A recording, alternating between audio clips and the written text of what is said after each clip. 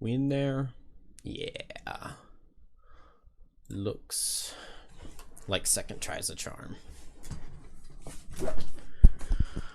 Alright, hello.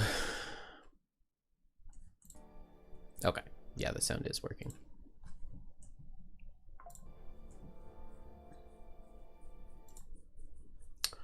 Let's do it. I can exit live split. I was doing mostly while I was at work yesterday.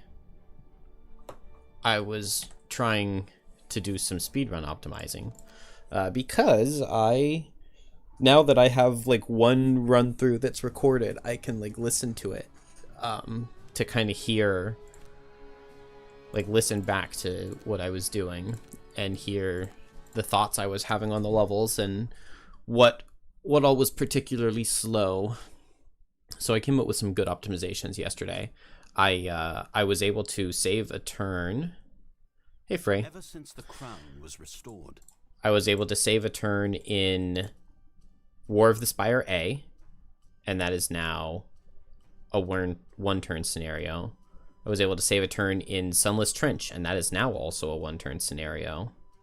I came up with what I think is a really good way through Beneath Sea and Stone, getting through the second room there. And I optimized the starting items I need to purchase on my infuser to retire it after one scenario with 3 heads, 3 chests, 3 gloves. And the night before, I optimized Call of the Harbinger to get that a little bit more consistent. And so one thing I know I want to look into for the speedrun is playing Sacred Soil with 3 characters.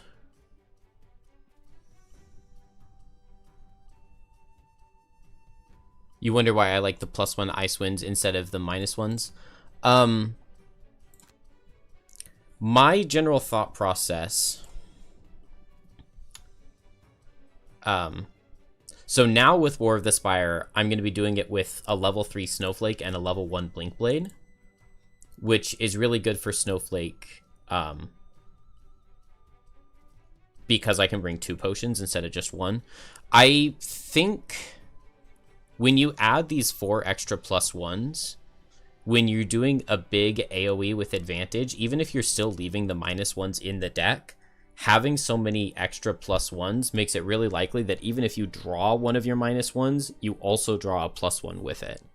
And in War of the Spire, with my old strategy, I was doing like an attack for 3. Or because I was doing 2 attacks with Snowflake, and one of them I was able to power potion, and the other one I wasn't. So for the one that I was power potioning, I didn't really care about thinning out the deck. I guess this doesn't thin out the deck at all, but this makes the deck thicker, which makes it more... It makes it less likely to draw a -2 if I add 4 extra +1s. And if I'm doing an attack where if it's an attack for 3 that I power potion up to attack for 5, then even a -1 will still kill, and only a -2 wouldn't. I think that was my thought process, that -2 was the thing I wanted to avoid the most. So adding more cards just makes it more unlikely to draw the -2 on one attack. And then on the next attack, I can do it with advantage. And so adding extra +1s makes it likely to draw the +1s at advantage. I also don't want these -1 immobilizes because there are 2 scenarios where when I attack with whiteout, I really want to do this step 1 because I can step things into traps or hazardous terrain. And so if you immobilize the target with the attack, then you can't use whiteout. Yeah, Snowflake can't get rid of the -2. And adding these +1s makes it less likely that you draw the miss as well, since you have 24 cards instead of 20. But anyway, I want to look into playing Sacred Soil with 3 characters, because I believe that puts it's like 4 or 5 forest imps in the first room, and then 4 or 5 forest imps in the second room. So I can have my Blink Blade that needs to kill 15 imps.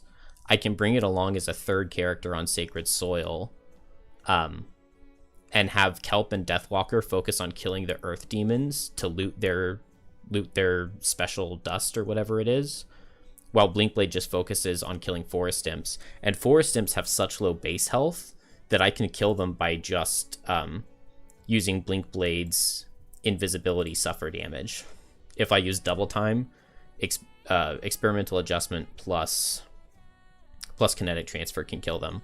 Or if I can wound a bunch of them with Anger of the Dead, then Sand in the Hourglass can kill them.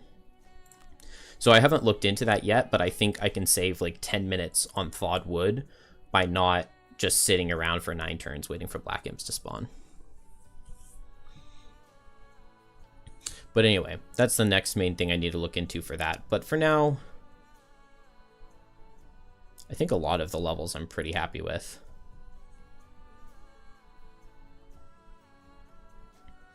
I'm very, very, very excited to get to do full game runs in about a month or so. I also was looking at the remaining scenarios that I haven't done on Tabletop Simulator the other night. And I thought one of them I could just go invisible for 12 turns and stay invisible. But it turns out you have to protect Crane, I think it is, for those 12 turns. So I actually have to like play that level for real. And it looks difficult. It looks like a really fun one. You have to fight Savas, Ice Storms, and Lava Flows, and those are just kind of rare enemies. So that'll be a very fun level to play once the time comes.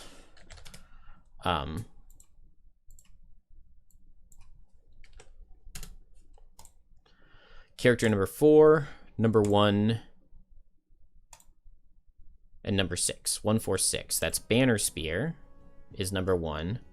Deathwalker, Geminate.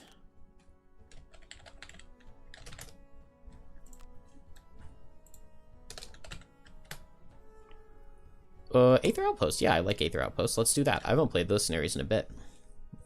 Now, do I want to go... Okay, Deathwalker and Geminate.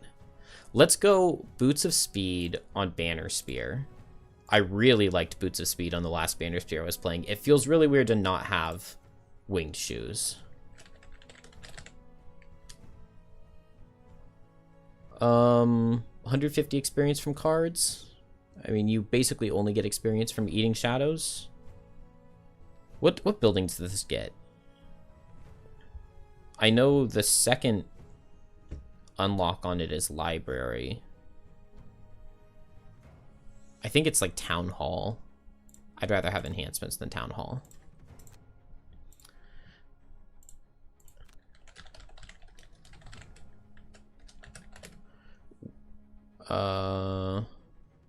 Okay, I'll go 150 experience with Geminate. And we're going to go Amulet of Life since I can't get Boots of Speed. And then is it leather armor? It could be winged shoes. That doesn't feel super important. Yeah, let's get a little bit of safety.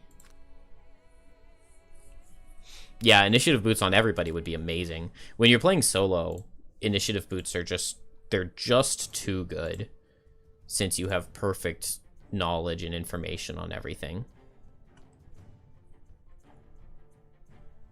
Speaking of too good, I literally won every single card. This scenario, this is Town in Flames, right? I didn't do the prequel? I don't think I did the prequel.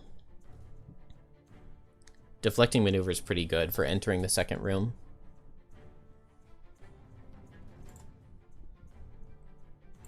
Because that's definitely the scary part. Yeah, this is Town in Flames. I need to kill 2 Algox guards here. That shouldn't be difficult. Let's bring Rest in Shade.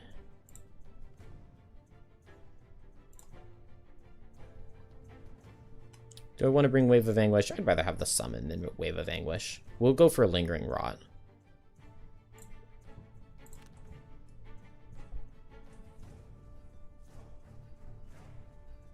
At all costs to heal the guards. But isn't that going to hurt me?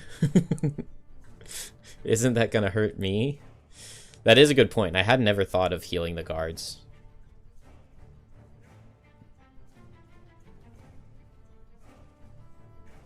But, like, what other card do I drop?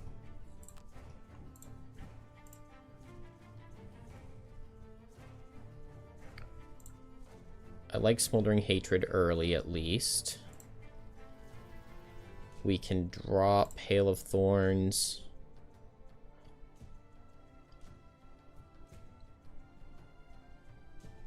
Okay, I need to drop one card from melee and one card from ranged.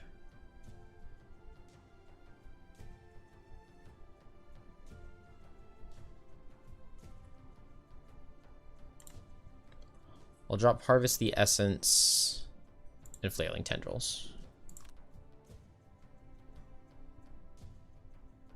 Unbreakable Wall. I already dropped Unbreakable Wall.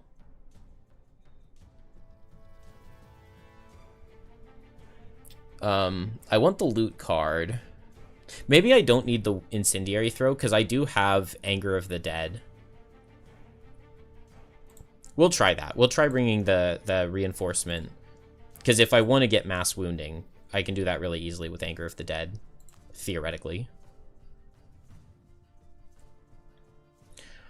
Alright, become exhausted. Can't do that. And no more than 3 turns in the hex in which you started. Never play your lower initiative. Okay, well, we'll try to move. Lose a card to negate 2 or less damage. Never enter a hex occupied by a character or obstacle. Kill an enemy and open a door. Well, don't like those. Kill an enemy before its first turn. Collect 2 or more loot tokens. Be the first to kill a monster. I kind of want to go for kill an enemy before its first turn. What if I just absolutely rush opening the second door? I'm going to try that. Hey, hero. Yeah, new Deathless campaign. I've been putting a lot of work into the speed run recently, and I'm pretty happy with the progress I've made. But it's time to play some other characters, so I don't play any Geminate or Banner Spear in the speedrun, so it's nice to have them here. I think I'm gonna go for my aggressive strategy that I really like. You can't do it on +3, but I think the last time I tried it on +2, it worked just fine. You can step with Javelin, pull in this priest, and get a tip of the spear immediately. And then I think I'll just follow that up with a Hornet Stinger. Poison both of these guys. That seems pretty good. And that'll switch me. So I'm really just moving. We'll save Hornbeetle Carapace. We'll activate that before going into the second room. And then as I open the second room, maybe I Mind Spike plus like into my Embrace. I can attack 4, attack 5, because I need to kill an enemy before its first turn on Gem. My only question is, am I eclipsing right here? If I eclipse in this first room, then it's really difficult to get the shadows, to like move them all to the door and then move the shadows through this doorway. So I think I'm just going to save eclipse for the second room. So let's just like Fluid Knight Call to the Abyss. The initiative works out nicely here. I'm right after Gem, and so they'll be poisoned.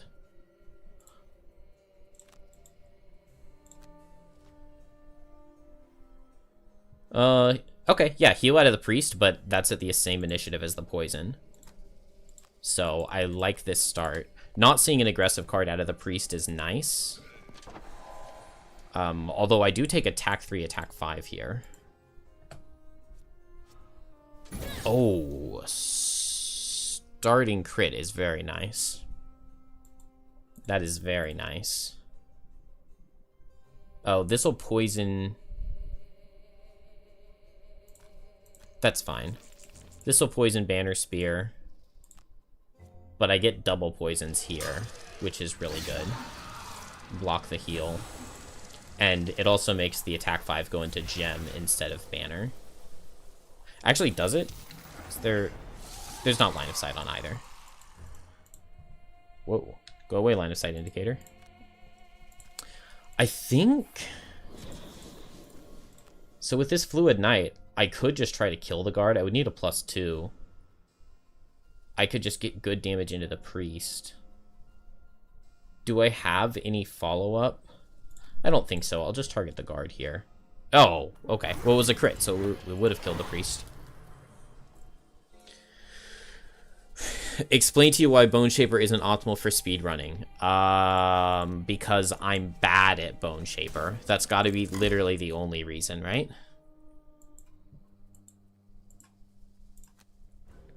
I can't think of any other reason.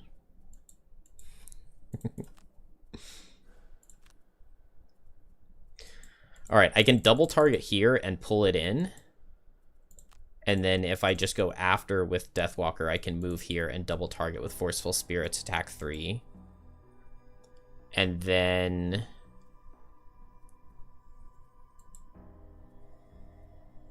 I guess Combined Effort seems pretty good, right? Guarantee I go faster than this guy and get the wound on him. And then that also makes Banner Spear the focus. I like that.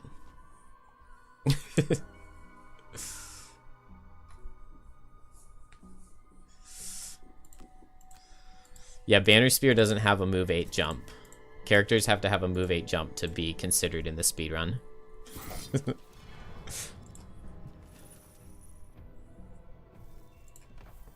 Alright, we get a wood. Show me good damage. I've pulled really good modifiers so far. Although Geminate just pulled 2 -1s its first turn. Okay, that's really good. And the initiative of my characters worked out really well here.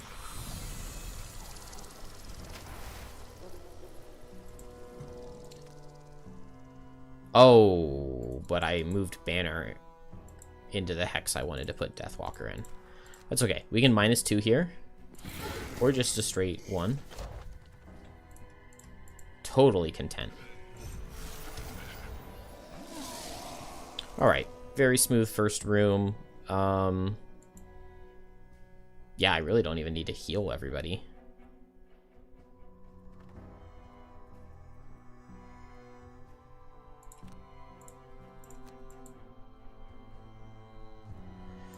I unfortunately can't move enough on Deathwalker to get off a formation or anything.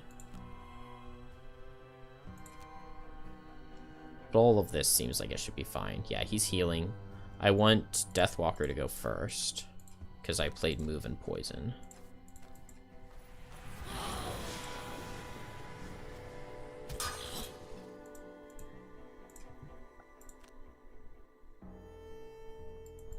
Yeah, I don't have jump shoes, so I think I just attack for 2. Ugh. Yeah, I was really shocked at just how many scenarios the move 8 jump just completely breaks, because a lot of Frosthaven scenarios rely on getting to objectives and destroying them and like special things. The Frosthaven speedrun now has 3 levels that are beaten in a single turn, whereas Gloomhaven, there was only ever 1 level that had a chance to be a 1-turn scenario.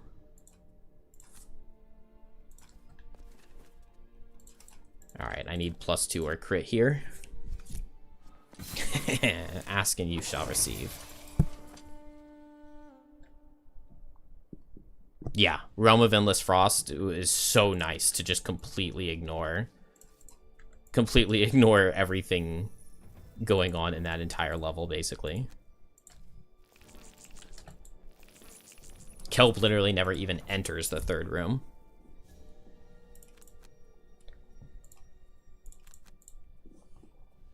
Oh, well, that was really dumb.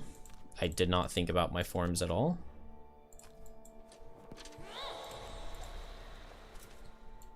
Oh, okay, and I already got 1 standstill on Rumbler. Or Rambler? I think it's Rambler. Yeah, there are a bunch of scenarios that Teleport is really, really good for. We can drop Hornet Stinger.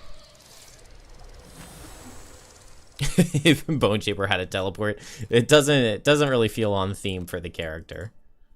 It would be interesting, but sounds OP. Alright, Horn Beetle and Changeling's Boon both up. That is, and I dropped Hornet Stinger, so I'm down to 4 melee cards. But I'm ready to open the door and be very offensive. I kind of want to drop at all costs. I think I'm going to. Like, I would be able to heal the guards that are far away, but... Dark Fog is nice to keep up. Strength of the Abyss, I'm not sure about. I like the idea of Shadow Step eclipsing.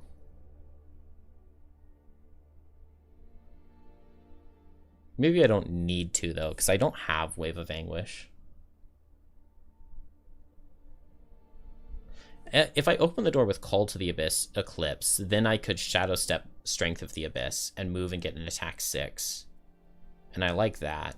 And if I'm going super far in, then maybe I don't need Forceful Spirits, but maybe I want to keep it to teleport away. I already have a teleport with Sunless Apparition.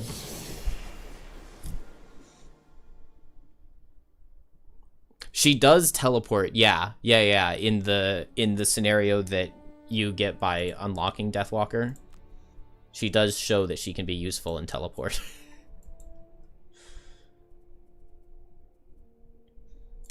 Let's just slowly move over that way. 1, 2, 3, 4.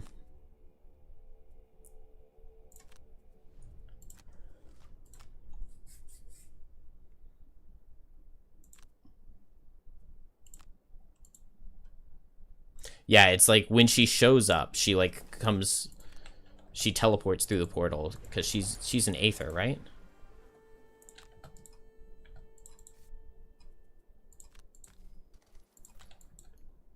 All right, Gem, I want to be onto the door, and I'm going to play Mind Spike plus into my Embrace. So I can just move 2. I'm pretty sure range 4 I'll be able to target something. And then I'll be able to switch after that. Banner...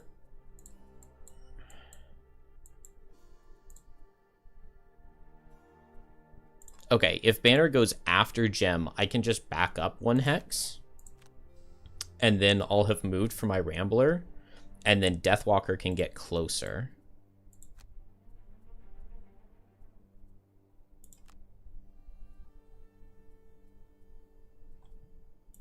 Who is... Okay, so Gem first to the door.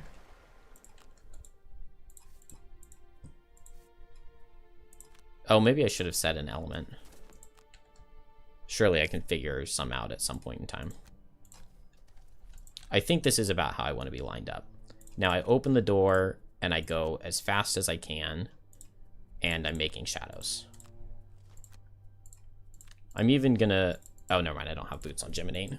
Hopefully 18 is fast enough. You run. Yes, okay. So... I can target this guy with Gem, and Gem has attack 4, attack 5. As long as I don't miss one of those, I should kill, even if I pull a -2 and a 0. So I'm not going to hit that with Banner. Maybe I just target this other archer.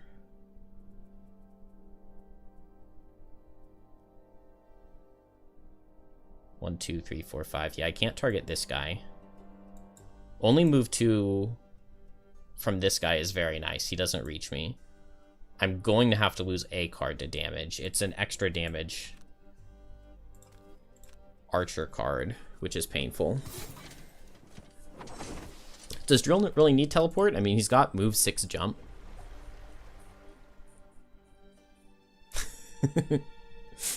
that is kind of funny, drilling underground.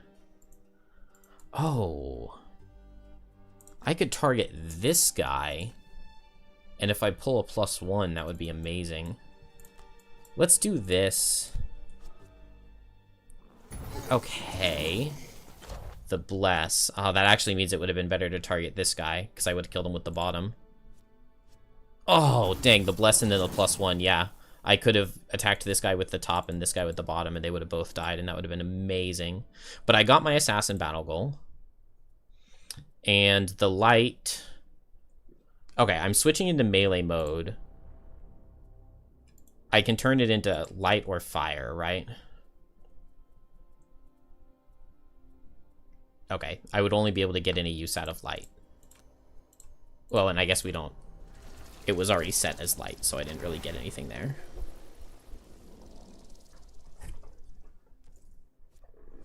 Oh, wow, that is really short range. 6 damage. We'll just drop Rallying Cry. Ooh, and a miss. Okay. Hopefully this guy does, like, around 4. Okay, he also does 6. So I had to lose a card either way. This seems like a really good start. These guys are also close enough that shadows are going to be able to...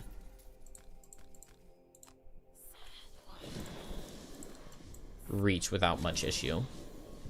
Alright, so I am thinking I go really fast and I Strength of the Abyss. I just get an attack 6. Probably into this guy, right? Ooh. I could go for this one. But if I'm attacking for 6, I might as well target the elite, right? And then I can position Deathwalker, like, right here so that it takes... That's probably more than one hit. Who has... Okay, I need Banner to move out of the way quickly, and then I have a really nice Draining Pincers hitting 3 targets with advantage from the light. So, can I go faster than 14? Yes, I have boots. Beautiful. Okay, so Banner hits this guy with Javelin and runs up this way at 11 speed. Then Jim moves here at 14 and attacks all 3 with advantage, and then Jim will be tanking the elite. And Deathwalker runs over here. I need, like, a crit to kill the archer, so it's not happening, but... Beautiful. Beautiful. I get to attack them before they retaliate.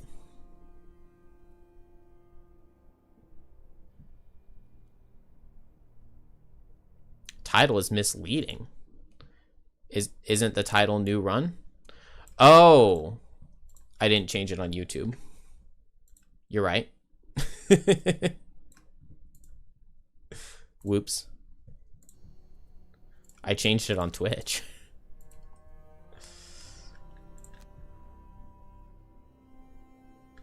Alright, I don't want to be too close to this priest. Oh, I walked through an ally. Oh well.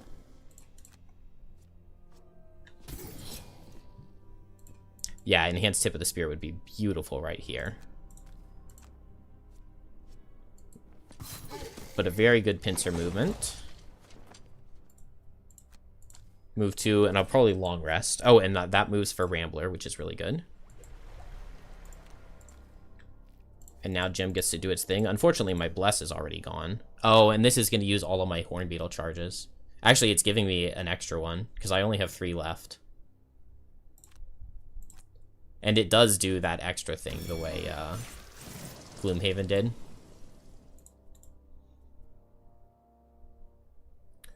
Let's see. I can turn the dark into light or fire.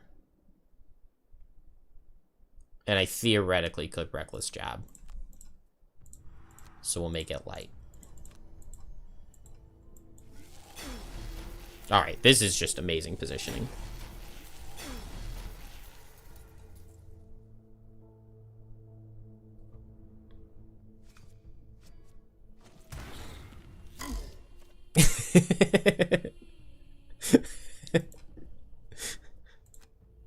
Very good, what is it called? It's not...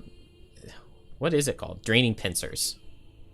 Yeah, Draining Pincers. They're similar initiative, I guess. Right? Right? I want to attack with Fluid Knight. Do I have... I guess I could drag down to try to kill. Part of me wishes I were in ranged mode and I could Scarab Flight and hit all 3. I guess I just move up and I drag down. 34 isn't amazing initiative, though. I outspeed them.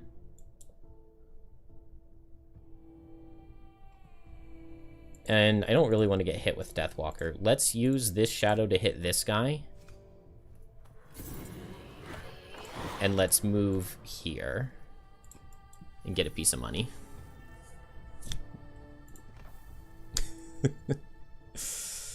Disadvantage on an attack 4. Oh, this guy's gonna move here. 1, 2. No, he's gonna go after... Yeah, he's gonna go after Gem. So I'm actually not going to be able to reach... Oh, I can. Okay. I'll have to play my loss. But that's alright.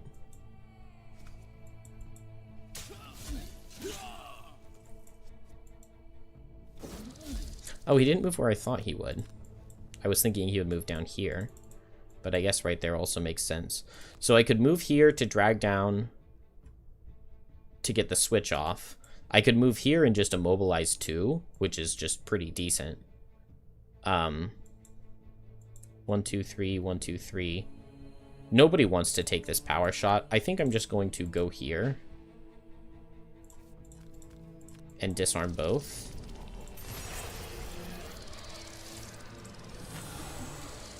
And attack this guy hard.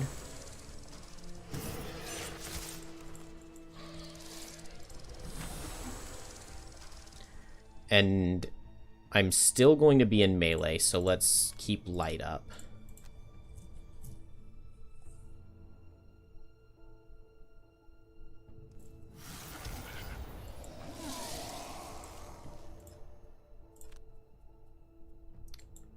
Let's see.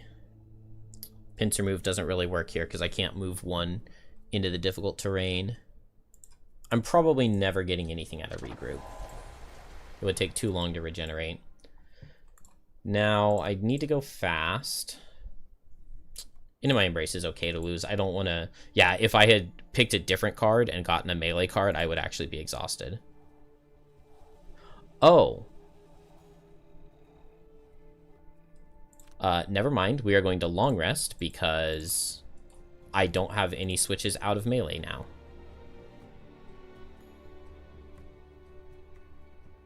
I guess I could play the 2 melee cards and play neither of them as a loss.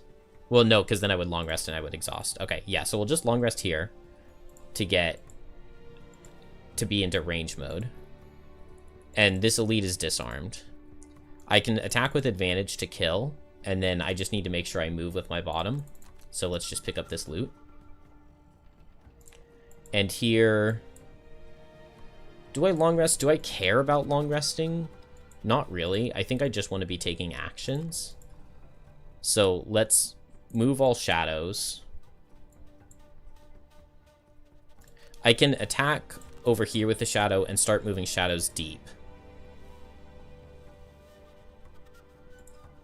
I don't need to move a lot of shadows deep. I just need to move 1 shadow, and then I can move a couple next turn.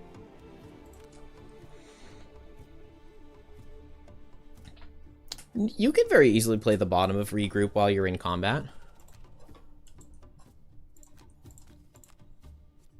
But you definitely want the top outside of combat. But like sometimes you're already in good position for a formation yourself, and you just need to play regroup to move an ally into position. See, you're thinking about it from a Bone Shaper's perspective, where you need to be playing regroup to move the skeletons to the next room. But there are, in fact, other classes. Are you still playing your Mind Thief in 2.0, or have you retired it?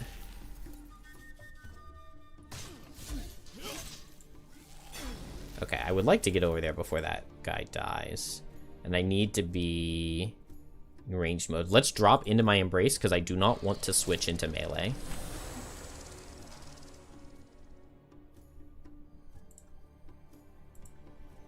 Yeah, that's true. That's true.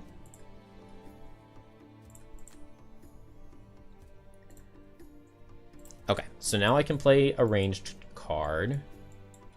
It feels like I could get a nice Mind Spike here.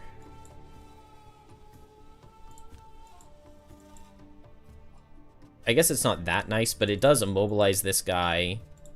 And I think I can hit all of them from right here. Yeah, this is 4 or 5 hexes away from all of them. I'm just gonna file that away under I might as well. And then I can move all shadows. I wish I could Fluid Knight. And I can start moving the shadow towards this guy. I guess I could just Lingering Rot.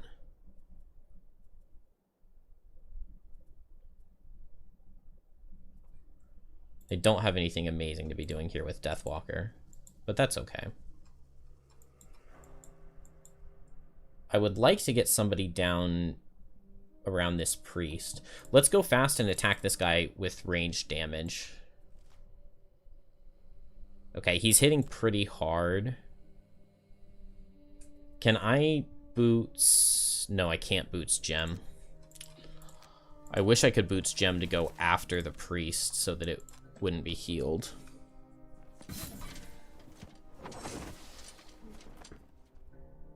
Playing Cthulhu.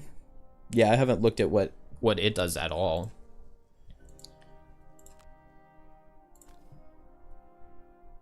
But I liked the 1.0 version. That was always a fun class to play.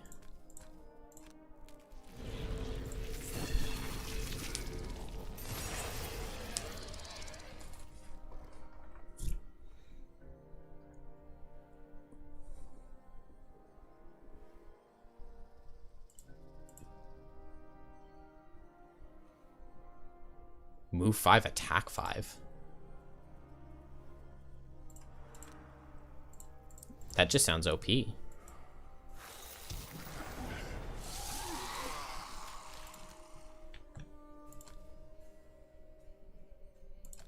Alright, I'm just gonna move this under,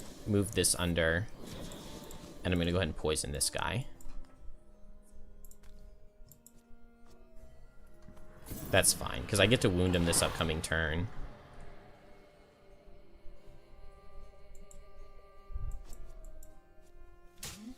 Ah, he pulled well enough at advantage. I was really hoping to kill him, but that's all right. I can just go... I can go slow, and he'll never target my banner. And then he'll run to this guy if he's moving and meleeing. And now... stamina is almost a little bit of an issue.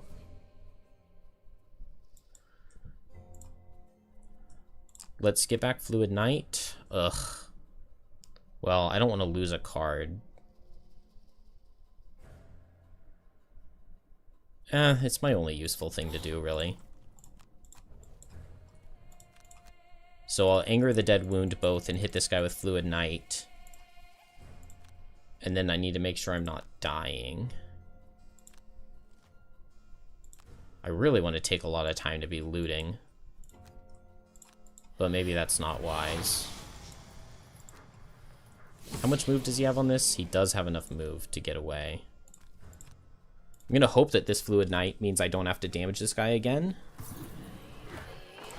I possibly don't.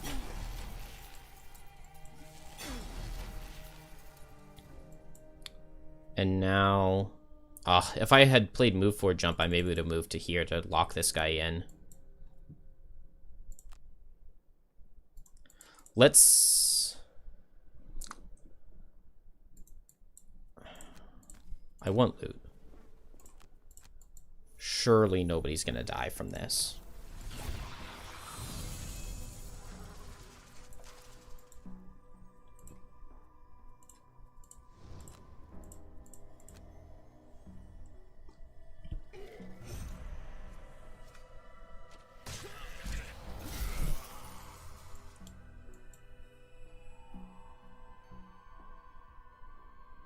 Okay, I'm gonna go ahead and move 2 and attack 2, because just getting this guy dead would be nice. Good. Now a loot 1 this upcoming turn gets me 3, and I have to rest anyway. So I'm just gonna do that. This guy is nearly dead.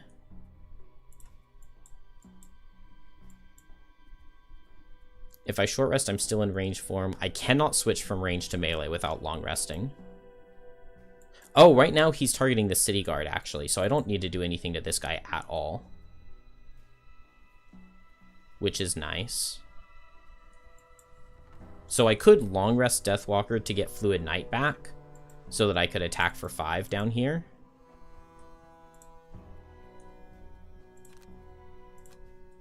I'm in a very safe position to long rest. And I can even grab this. I guess I am risking the 9 initiative multi-target. Deathwalker would be dead in that case. Oh my gosh, he one-shot the city guard. Well, rip to my friend.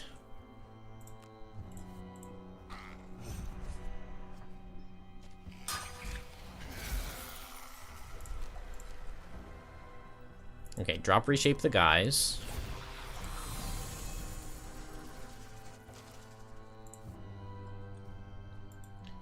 And now I can go fast. 1, 2, 3, 4. Okay, good. And then Banner Spear would be the target if it's the 9. So I no longer have to worry about the 9 from this guy.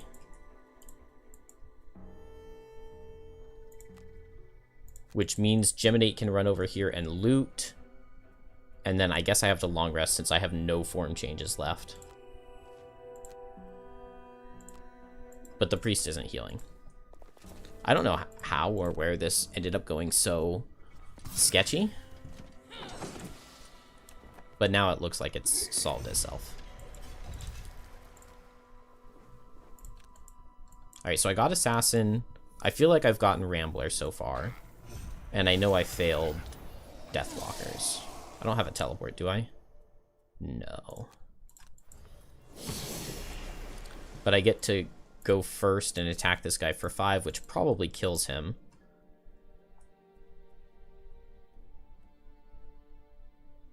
Dang, but I don't have enough movement.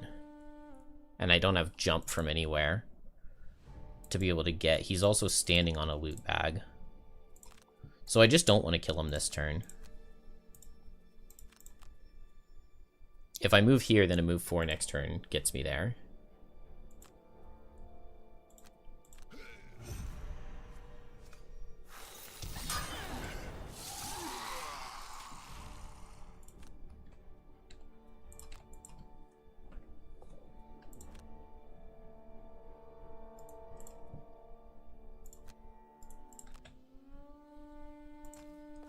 Let's get closer, actually.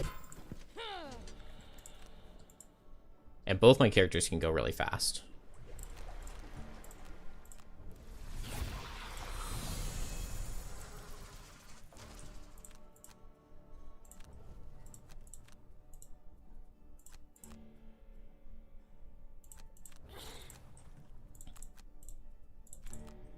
And this should be riskless.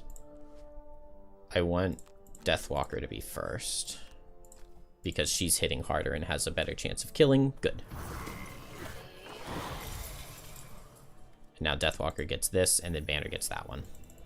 And we got all the loot. I did have 2 soldiers die, but no characters.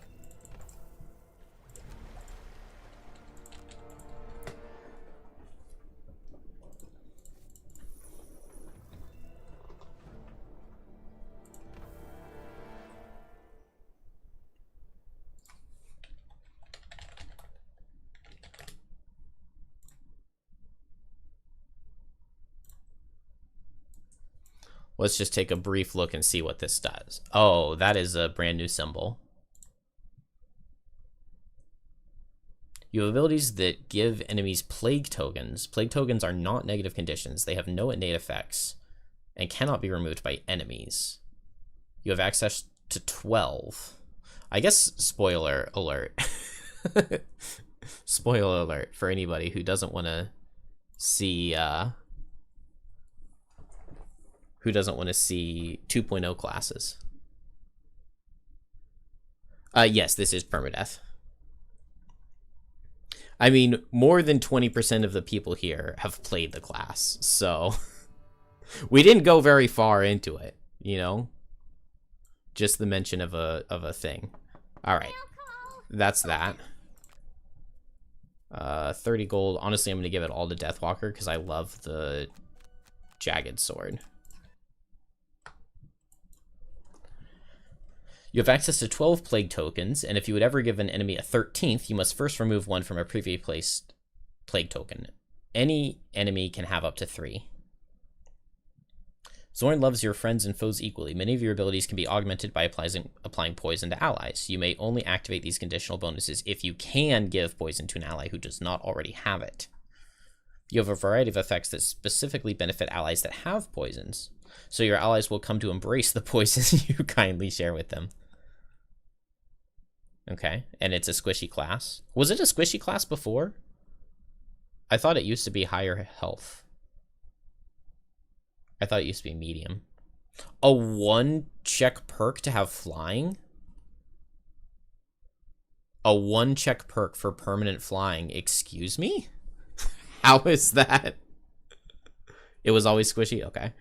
It's one of the classes I've played the least in 1.0, just because I just coincidentally didn't unlock it until really late.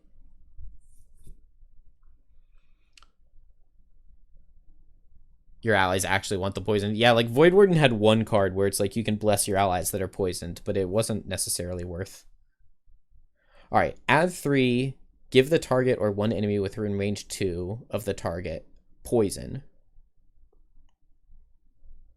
Okay, that's pretty good. 1 perk adds 3 rolling poison something within range 2's cards. That's pretty crazy. 2 rolling heal 1 targeted ally. That's really, really nice to have, and it's really cheap. Ignore negative scenario effects and add a +1. Whenever you heal from a long rest, you may remove poison from one ally to add +1 heal. Okay, so you heal yourself for 3 and remove an ally's poison. Once each scenario, when an enemy has a plague token would die, an enemy that has a plague token would die, first control that enemy and have it perform the abilities on its ability card. Adding... What? That's so good. Okay, it's only once each scenario.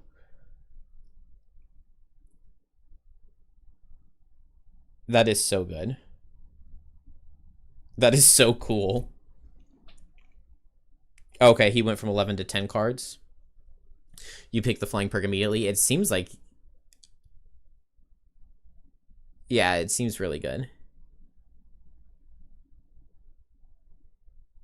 Oh, you curse the enemies a ton, and then you control them to have actions, so you need to strengthen the enemy.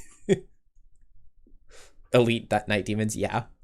Yeah, 1 check part for flying is crazy. That's insanely crazy. In a single turn, kill 3 or more enemies without drawing an attack modifier card. I like that. That's a cool mastery. In a single scenario, either apply or remove poison from an ally or enemy each round. Okay.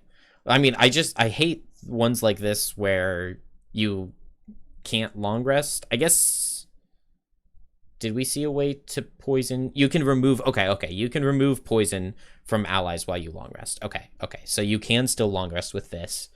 It's just a little bit hard to get it in between, well, maybe it's not hard to get it in between rooms. Yeah, Elite Living Bones for multi-target. All right, so attack 3, add a plague token and gain an experience if the target already has one. Designate an enemy that has a plague token and perform poison all figures adjacent to the designated enemy. Okay. I mean, that top's a really good. Attack 3, range 4 is good. And, like, who cares about experience? So you can just use this to spread a plague token. This spreads a lot of plague tokens, and then you muddle all enemies that have them. Okay, I like that. I can't believe that this is an ability that made it into the game. Poison muddle all enemies, and now it's a level 1 card. I guess the only restriction on this is line of sight, right?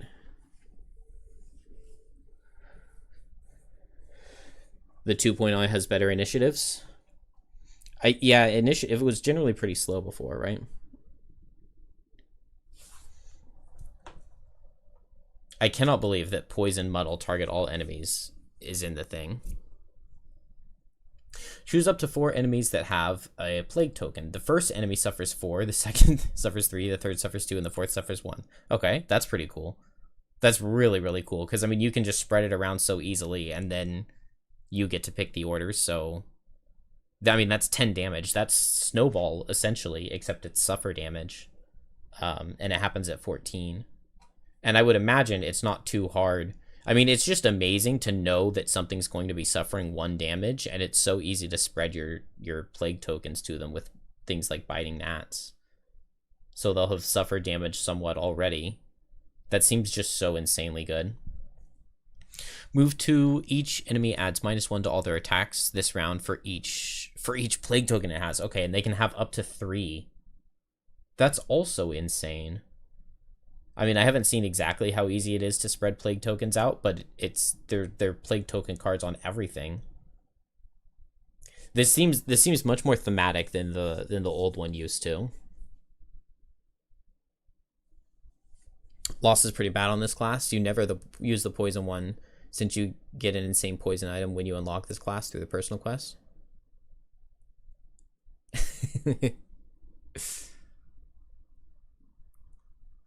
I think line of sight is necessary. If it's not, that's even crazier, because then you just do the old 1.0 strat of open all of the doors and poison everything.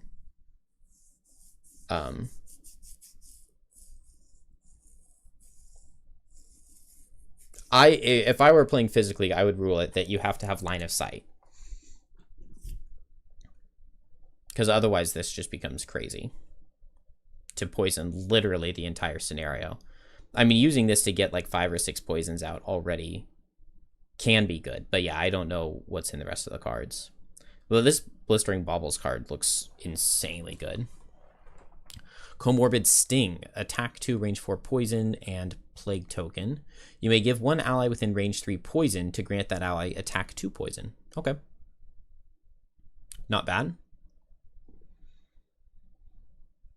Attack 3, range 3. If this attack kills the target, gain an experience and curse them. I really like that, because I mean, before it's just so annoying when you curse an enemy and it dies and you don't get the curse. The 14 is a drop on this class because level 2 cards are insane. Nah. There's no way I would drop this card. I mean, I believe you, but I wouldn't. I mean, both halves of this card seem so good to me. And like this bottom essentially works as like giving super shield to the entire team. Well, I guess it's really just against like 1 or 2 enemies. But you just play it with this Biting Gnats as a way to start things out. You muddle enemies and give them -1. You still took it at level 8. Move 3, grant one ally within range 3 that has poison, shield 2. Okay, so it's like it's like shield 1. Not bad. I mean, that's a decent initiative, and it's a good amount of moves, so no downside to this extra ability. Wound and plague token something within range 4. When an enemy that has a token dies, you may discard this card to have 2 enemies within range 3 of the hex where it died gain a plague token. And yeah, the initiative is really good all of a sudden. 14, 11, 16, 21, 76, 61. It's like you can guarantee you're going relatively early or relatively late in the turn. Move 3, each enemy adds -1 to all their move actions for each plague token it has. So like pseudo immobilize.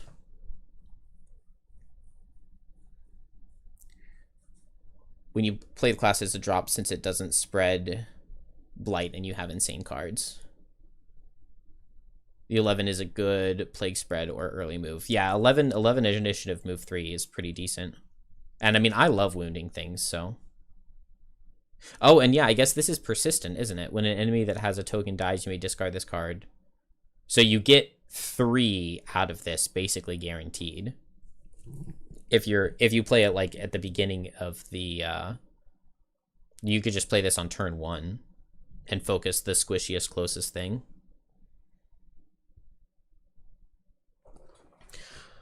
One enemy that has a token, a plague token, suffers 3 damage, and all enemies adjacent to it suffer 1. Okay.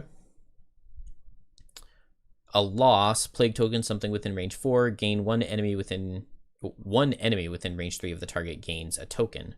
One enemy within range 2 of a second enemy gains. That's too much. Okay, but I mean, it's like a chain lightning. That doesn't seem that good. A chain lightning of tokens. So you get 1, 2, 3, 4. You get 4 tokens chain lightning out.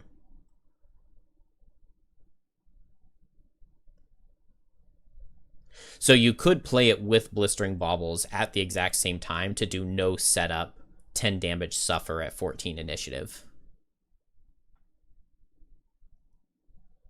You want to play the 72 on turn 1? Okay. Yeah, they both like chain lightning out plague tokens and then damage. I could definitely see like saving that for the end of a scenario at low levels. You're just like killing a whole bunch of monsters, and then you don't have to do any setup with your tokens ahead of time. Vile Pestilence, attack 2, target all enemies at any range that have a token. Okay, I mean, so that also works pretty well with Path of the Pox.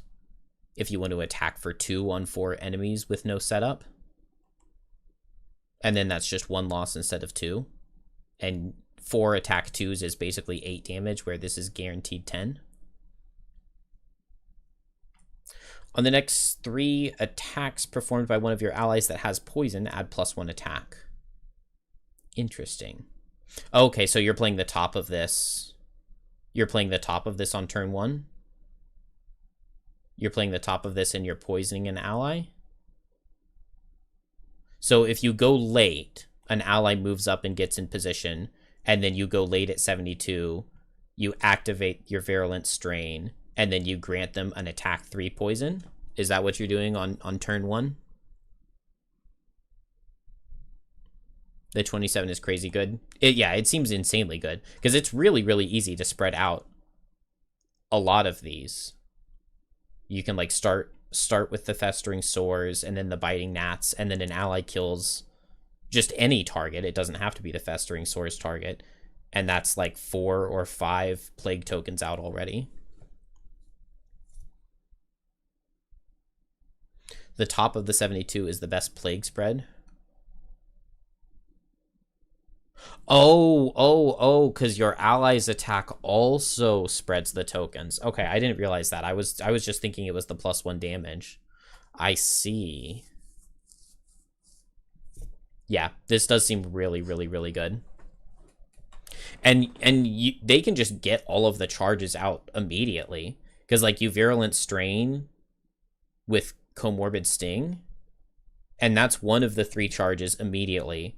And then if they just do two attacks with their top, and then they could just heal themselves with the bottom and get rid of the poison immediately, and they've spread out 3 tokens, and they've had bonus damage. And, like, normally a multi-target top is going to be, like, lower damage, so adding the +1 makes it really good.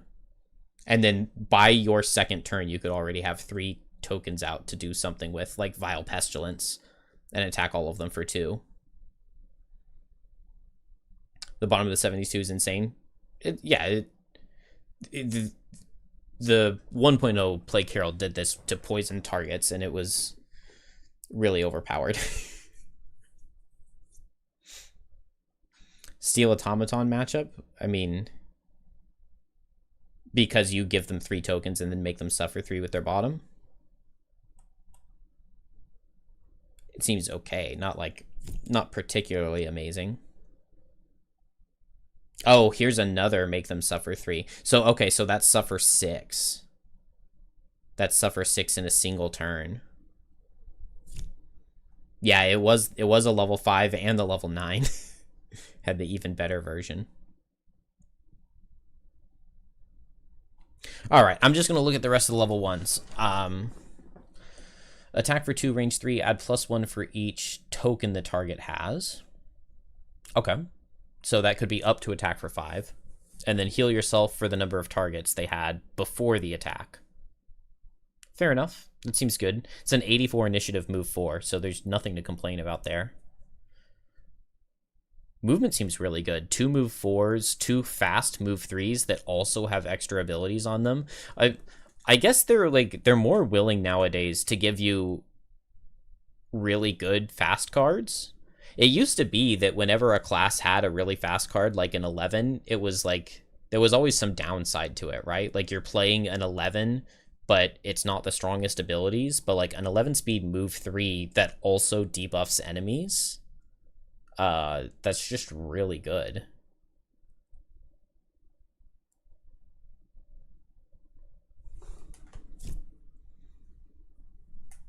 84 is your ideal enhance with the flying perk. Man, yeah. Move 5 flying. So good. Spread the Plague is a lot better than it looks, but you can't explain because it's a spoiler mechanic. This one, control one enemy that has that to attack for 5. I mean, attack for 4. Seems good.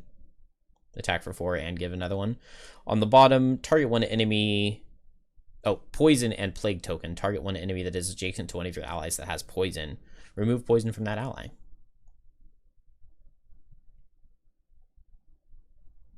Okay, I like that. I mean, I haven't seen a single card that seems bad at all. Stun, target all enemies with any token. So you've got a bunch of really good losses. Although I guess like stunning a bunch of enemies isn't necessarily...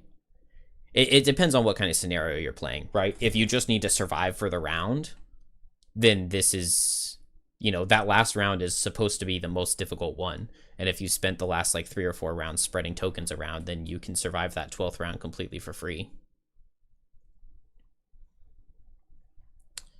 Attack for Toru, range 4. You may give one ally within range 3 of you poison to add stun. Ooh. Every card's too good. And this card says loot, so you just don't bring this one, right? Loot 1, heal 1, target all allies that have poison, range 5, and ward them. For each target of the heal, or for each target, you may heal that target as if they did not have poison. If you do, their poison is not removed. So you probably want to remove their poison. I mean, this is after you've killed all the enemies. You move, you loot everything, you remove all of the poisons you gave, you ward them, and then they get to heal 2 from their long rest. Move 2, you may give one ally within range 3 poison to gain advantage on all your attacks this round. Oh, okay, so you play that with your Vile Pestilence, and then you get 4 or 5 or 6 or 12 advantaged attack 2s.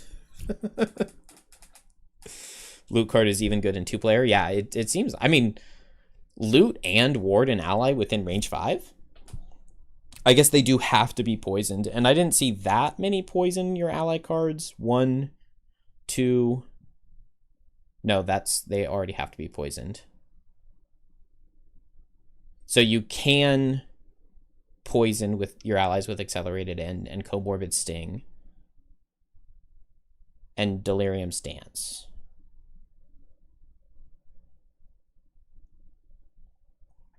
It seems really fun.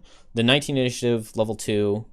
Strengthen, target 2 allies that have poison in range 5. Each target may suffer 2 to immediate play one of their cards from their hand. No, that's so dumb. I mean, poison and suffer 2 is actually a lot. But come on. 1 card and you get to play 2 extra actions. Power creep is out of control.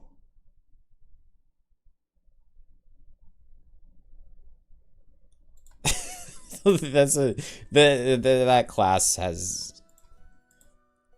Just looking at those level 1 classes, that feels like one of the strongest classes I've ever seen. Looking at the level 1 cards. That's such an insane ability. Way too good. Oh, I can't get a Spyglass for Deathwalker.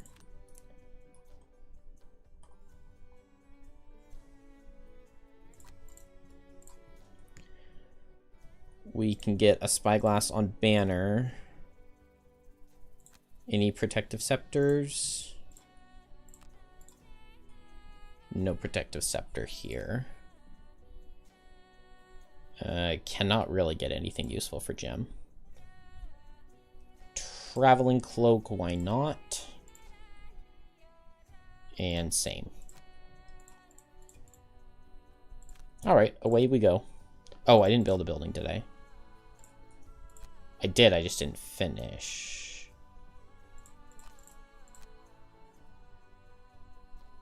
Oh, we could do Strong Foundation. Let's do Strong Foundation. 2E Plague Herald also never takes damage since it has the stun and so much control and so much range. You had a rod item that let you tank for allies within range 3. Just to get to use it 80 for heal. A weathered I really like how it seems. I mean, it's very, very thematic, right? Spread poison to all of your allies, spread plague tokens to all of the enemies, and then it just seems like the abilities you have are so strong when enemies have enough tokens on them. It feels way too good.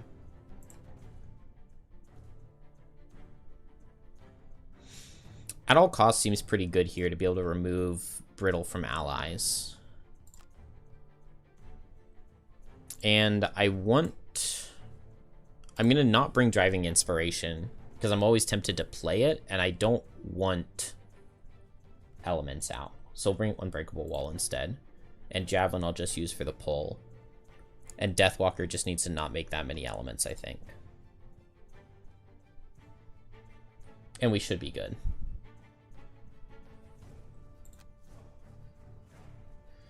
Kill the last enemy to die. Kill one or more elites. End all turns next to a wall. With the push and everything, I'm not sure about Wallflower.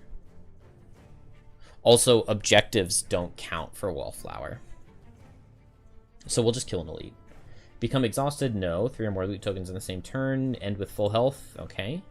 Oh, let's bring Wave of Anguish to target the boss, which means I'm also going to want Rest and Shade. And I guess it means I'm eclipsing the second room. I can Call to the Abyss this level. But I want to stack up shadows for the end. So I eclipse at the end of the second room. So no Strength at the Abyss.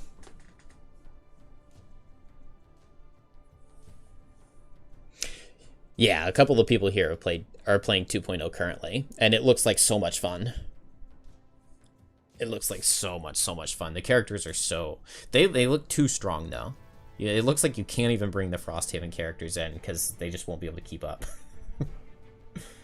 Never kill an enemy, never drop below half, never enter a hex occupied by a character or obstacle. I always fail Pedestrian without thinking about it.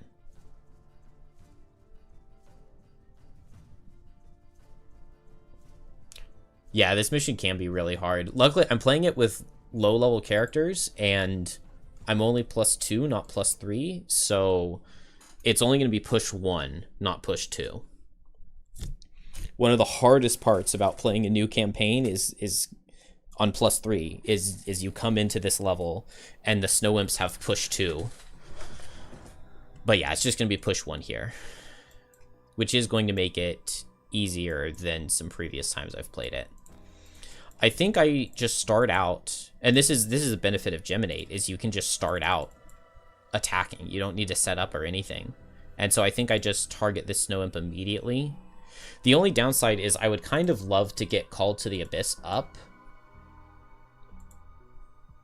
So I keep Deathwalker in the back, I get Called to the Abyss up, and I move next to this Snow Imp that is hopefully moved forward, and then I attack it for 3. On the next turn, and I get a shadow out of it and I back away. That seems reasonable. And I'll just go late, pull something in, and maybe be able to push into the hazard. Like if this guy moves here, or he would have to move here. I could maybe pull him here. Yeah, this seems good. I won't set any elements so they can't get multi-target. I kill this Snow Imp immediately. I think I like what I'm cooking here. Okay, they are attacking and they're cursing, so I definitely want to kill Ice. And I'm going to be in melee mode, so I could eat the Ice next turn. Hornbeetle Carapace bottom.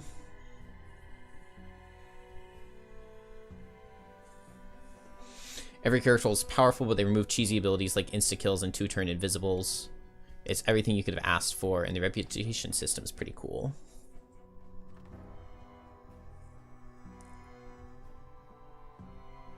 Yeah, not being able to spam invisibility seems much more balanced. Oh, I didn't play into my Embrace. I was thinking about pulling this guy in. That's okay. I'll just... 1, 2, 3, 4. Okay, I would really like to kill. I actually get to target 2 with this. I didn't even realize.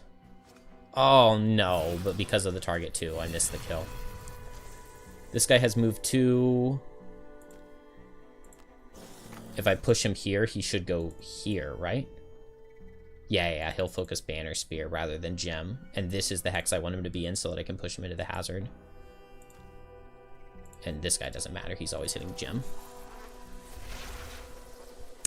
Yeah, invisibility was too strong. I mean, it's fair to love it because what's not to love about being overpowered, right? At least for a little bit. Like, it's always fun to play with being overpowered a little bit.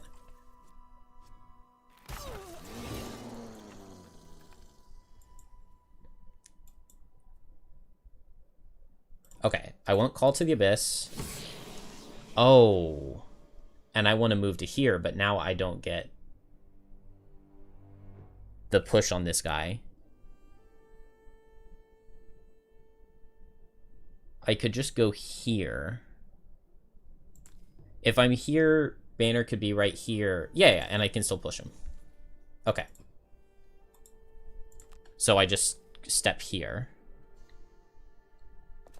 And I don't get to pull in an extra target. But pushing into the hazard seems worth it enough. Okay, so I need to get rid of ice quickly. I want to kill this guy with Shadow Step, get the shadow out, and back out, I think. Depending on what they're doing, I could also loot.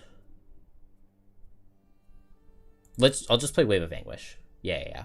I like that. Then here, I want to get their ice away, but Hornbeetle Carapace bottom is kind of useless. I could play Icebound Quills. Okay, I went for Die Hard here. So I could move 3, jump, and Icebound Quills and just try to kill. It's not my favorite to play a loss immediately like this, but it's actually really good damage, and if it prevents double target out of Snow Imps, that seems worth it. Because otherwise it's just Hornbeetle Carapace, move 1 shield, and I'm not really getting much of anything. Banner. What do I want with Banner? I really need to kill this other Snow Imp. So I don't have ranged attacks to do it, though. And I don't see any good formations. I could move Deathwalker to here, and I could Resolved Courage too. Feels really dangerous for Deathwalker. I could move Deathwalker down here, and I could Combined Effort this skeleton.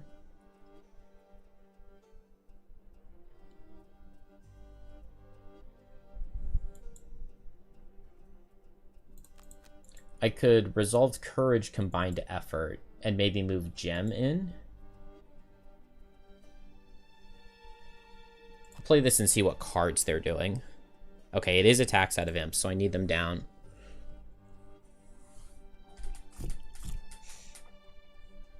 The items are more balanced in 2.0. They're powerful, but not cheesy and game-breaking. My friend was sending me a lot of the 2.0 items, and they seemed really, really, really good. Having played through Gloomhaven 1 already, the new one... Oh, does the new one seem like a retread?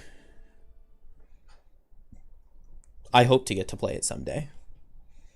The characters seem new enough that I don't think it would be enough, or it doesn't seem to me like it would be very much of a retread.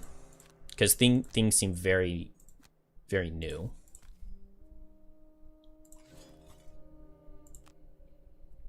I don't really want to blow my scrap sword here. I kill with a 0.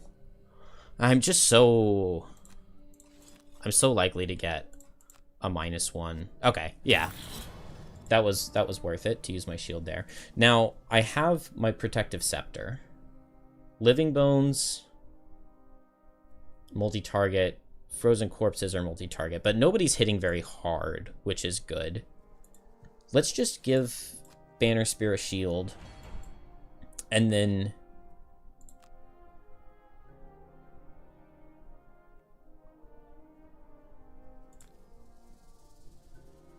move here.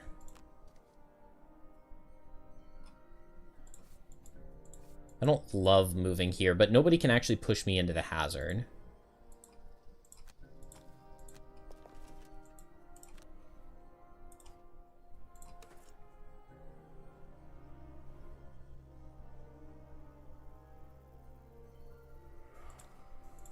Let's just make sure I kill this guy. Oh, I was going to miss him too. Okay, that was a good spyglass. And I don't need to use the ice now.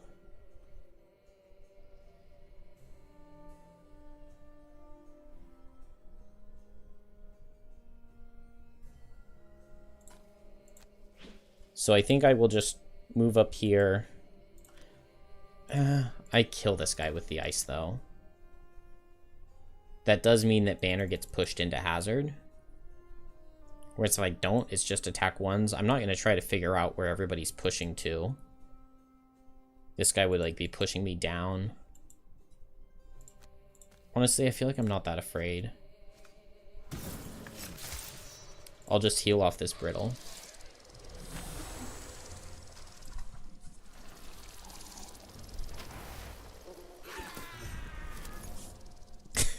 Pilfer. Pilfer. My goodness. Alright, let's put this over here. I'm not sure where this guy's gonna go, but...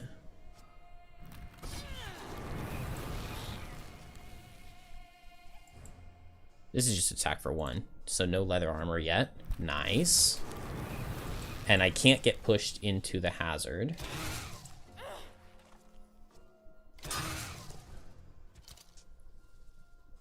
And this is attack for 2, so we'll shield it. And this is where the reduced difficulty is really nice, because I would have been pushed into the hazards, and the hazards would be dealing more damage. Although I still took quite a lot.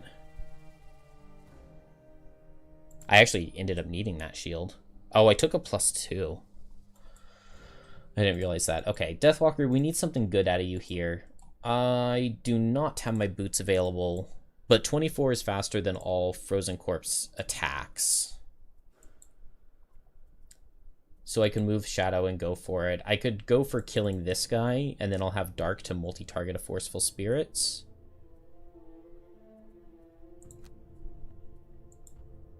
Feels like that's where I'm leaning right now.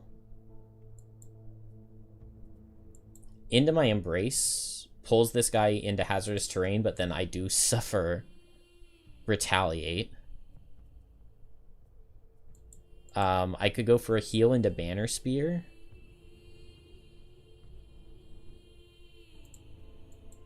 Man, I do not love the way I'm split up here. I could move Deathwalker down 1 to get a disarm with Rallying Cry. I like the thought of that, because this guy's healthy. Gem can make sure that this guy gets pulled over there, but then I go down to 4 health.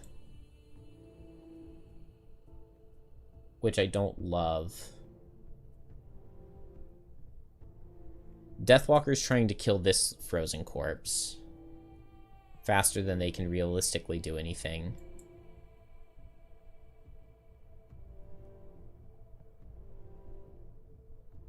I could move over here to this hex, and I could pull this Living Bones here, and get him into the hazardous terrain.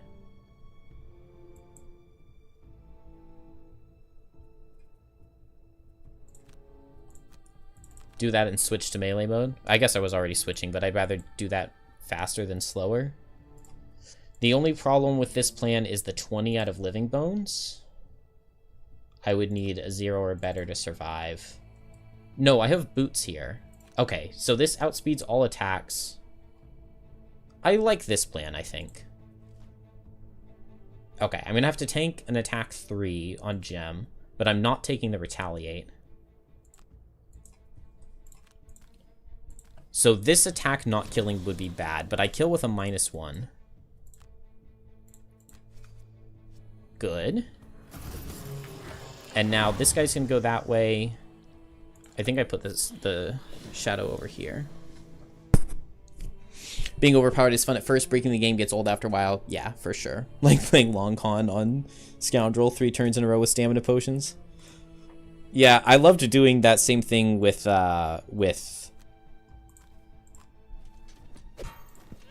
Saw. I enhanced disarm onto Bloody Saw, and so then you could go at 25 initiative and hold back the pain and attack everything adjacent to you and give it disarm and wound. Oh, that's a nice crit. And then stamina potion back, hold back the pain, and use his gentleman's anger or whatever it is, another attack with disarm. And it was just so OP. Oh, this guy moved before me. That is awkward. So I can move 1, 2 to heal. There's a move 2 coming out of this guy. If I go here, he goes 1, 2. Is there any move 3 that can get me more than 2 hexes away from him? No, there is not.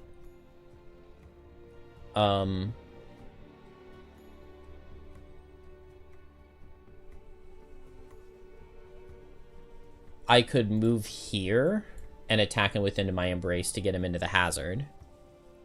And then I'm probably losing a card to damage. But I don't take Retaliate, and I get the hazard damage. I could heal myself up, and then I don't have to lose a card to damage, I just lose the card to healing, but I don't get anything out of my top, so I don't like that. It has to be an Into My Embrace. The question is just who I'm targeting. So I could go after this skeleton to try to kill him. I could go after this skeleton to guaranteed kill him. But they've already gone for the turn.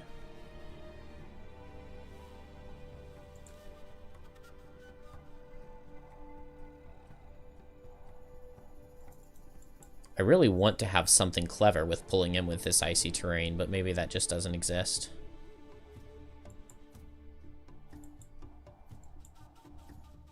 The icy terrain just makes it so easy for him to get something on me. Alright. I'll move here. Oh, exact range. Well, never mind. I don't want to go here because I take Retaliate. I guess in that case, I'm targeting this guy. And I can go fast this next turn without issue. Can't enhance disarm anymore. That's sad. That's not a... You shouldn't be glad about that. Alright, I'll drop Changeling's Boon. Oh, man. I did not realize he was pushing me into hazard, too. Alright, that is a bad mistake that I let that happen. Because that was very easy to not let happen.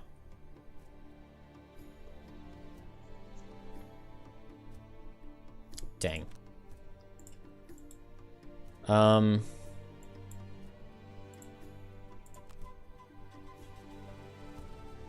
Ah, man, that really sucks.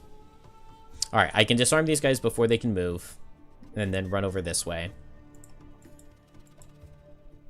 I could tag this guy to get a shadow out of him, but it's really not giving me a shadow in a good place. More than anything, I guess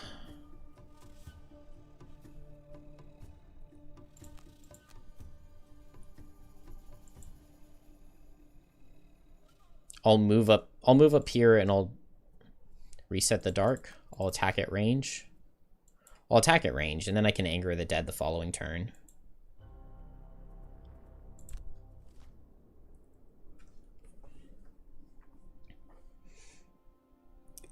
Yeah. Okay, but adding disarm to Triangle's level 9 card is like, what, 400 gold?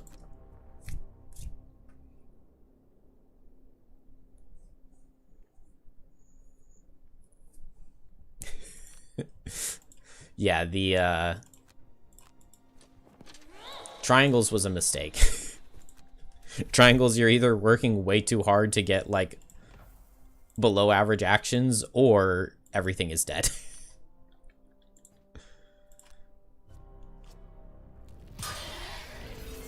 Alright, that's pretty decent. I'm gonna go ahead and just get the experience out of this. 400 gold is manageable. I don't think I've ever had 400 gold on any character.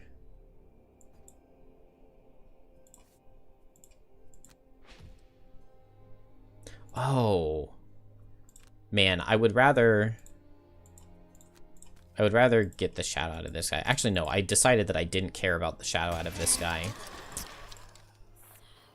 I get the loot, though. I miss out on an attack 3 over here that would have had a +1. I wish I did just save Forceful Spirits. I should have... Oh, well. I want the Reshape the Guy's heal. Oh, I could use the Shadow with Anger of the Dead to at least get something. Oh, I don't have boots on Deathwalker. That's sad. I did not play this room well. Do I want to... I think I'm just going to eat both of these Shadows with Anger of the Dead and try to kill this normal. I didn't get him, but at least he's marked, and I reset him. And I can tank an attack 2 no matter what here. Do I want the regenerate?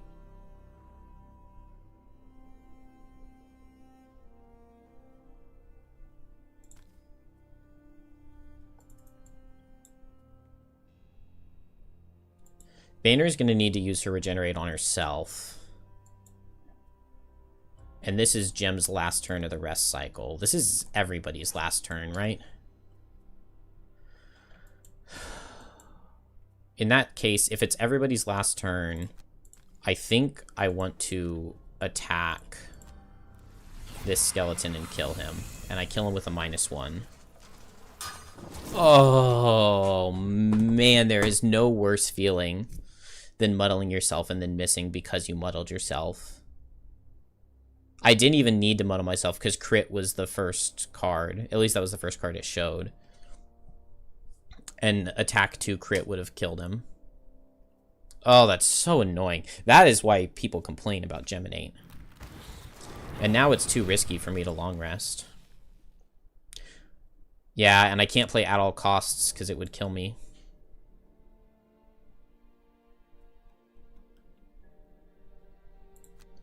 I could run in here. Oh, that's so annoying. You said it before and you'll say it again.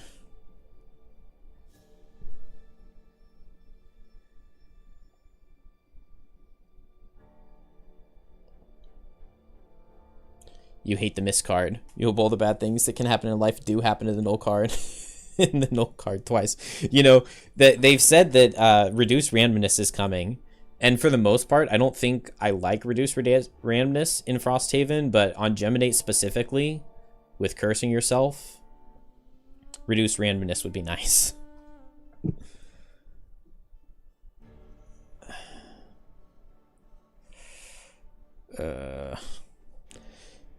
Stickers were even more busted on the bottom of Disorienting Dirge on Note. Level 4 Curse Disarm. Oh, yeah.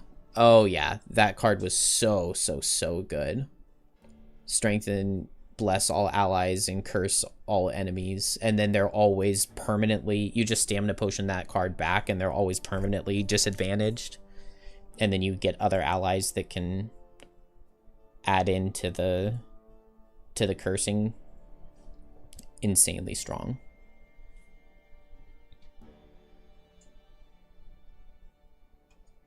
I think they are putting... They're putting the option for reduced randomness in, where curses and misses will be -2s. They've said that it's coming, I think, in the next big patch.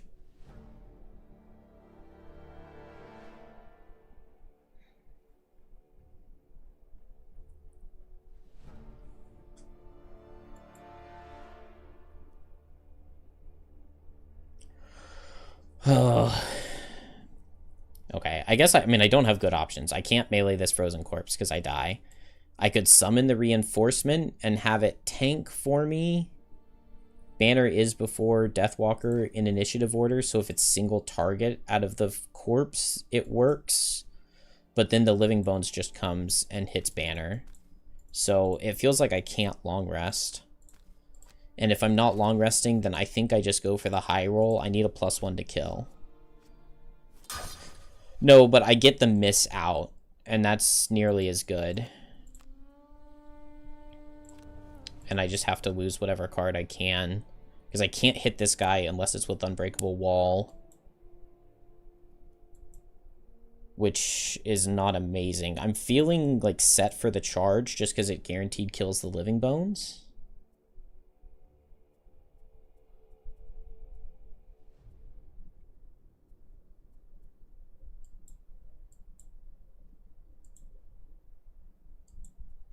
Yeah, but I don't like that. It's just not enough.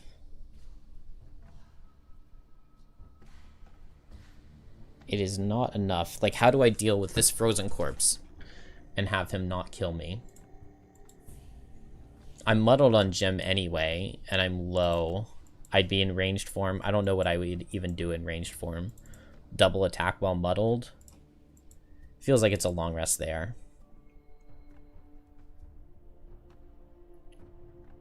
Deathwalker, I could go fast and I could double hit and probably kill and leave this guy marked.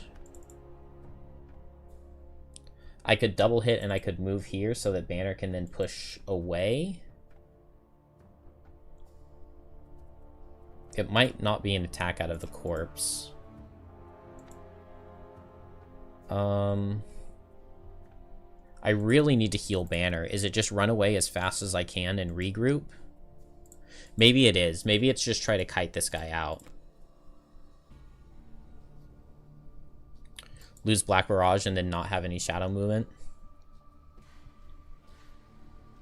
That's fine. We'll just do it. Because the main thing I care about is going fast and being able to get away.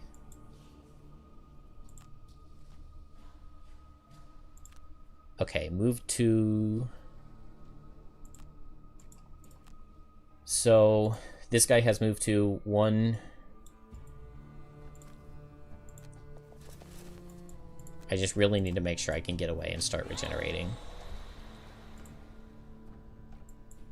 Oh, but Deathwalker can't get away, can she?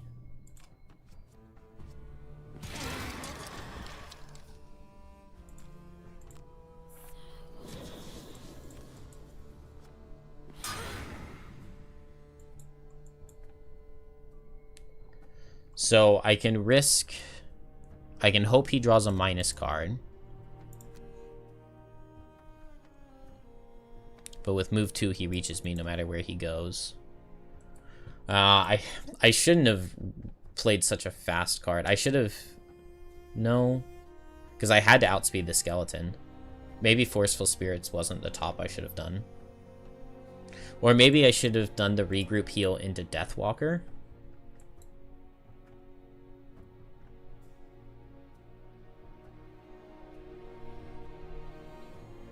The problem is he has too much health.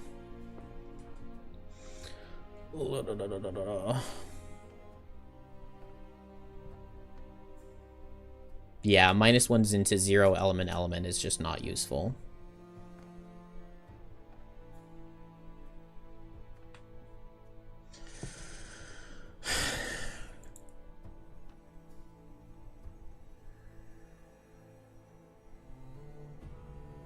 Okay, so I could play Shadow Step to guaranteed get away, but then I'm playing a loss, and then he's hitting gem anyway. I'm kind of thinking I just...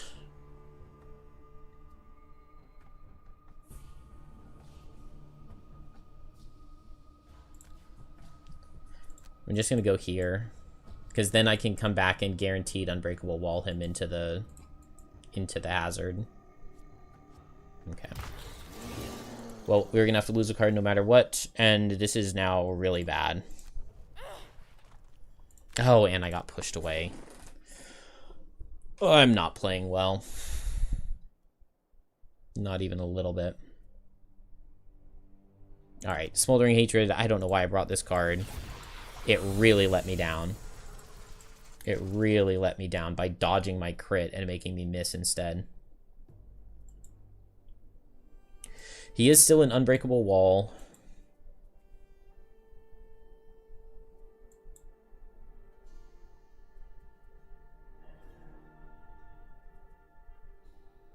which is the main card I can use for damage.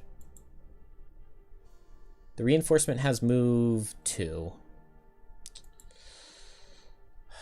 Dang it. This is so bad. I'm thinking I just move 2 and attack at range. I need to just get damage on him. I don't know why I didn't put the shadow under him. I didn't know what I was doing with him. Fluid Knight and run away.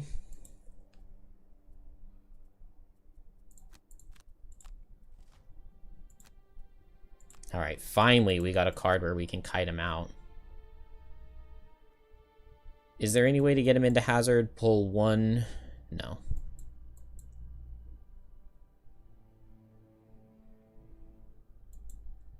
Let's just double hit him. And deal no damage. 1 damage total.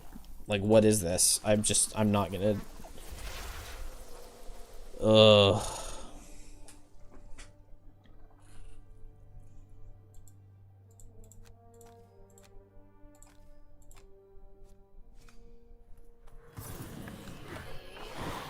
I mean, luckily we're resetting after only having played 1 level, right? If I go here, he can't hit me with anything.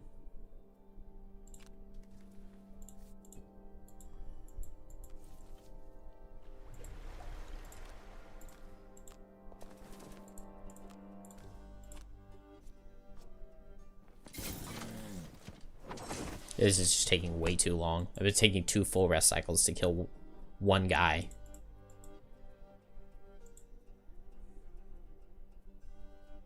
If I drag down, I can switch back with Selfless Offering, so that's not bad. It prevents him from doing anything. It just doesn't deal any damage to him.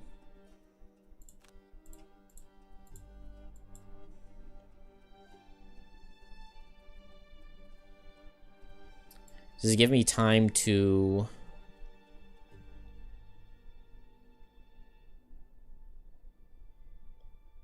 I could put the reinforcement right here, and then I could move...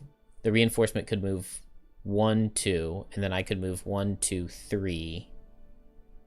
An unbreakable wall. Oh, but that doesn't get him into the trap. I would need to be here. And I can't get the reinforcements to stop right there unless I'm there already.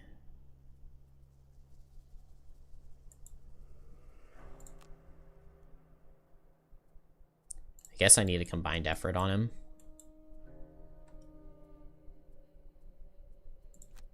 I don't know. This has just been really bad. I just don't see anything. I'm tilted.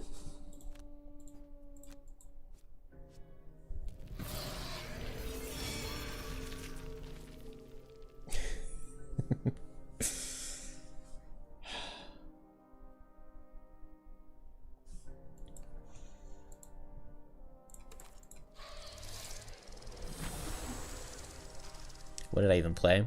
Unbreakable Wall.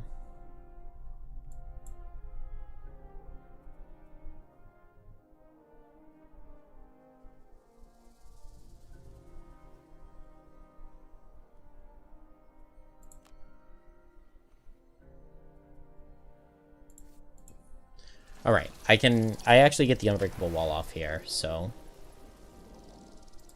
it starts to give us the beginnings of a chance.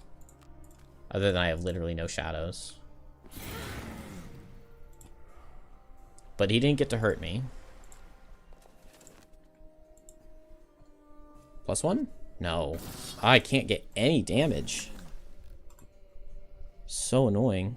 I'm gonna have to rest.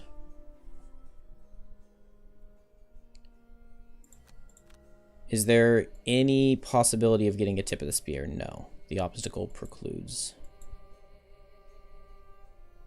Well, I could move here and move Deathwalker into the hazard.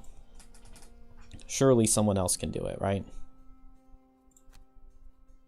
Scarab Flight needs a +1.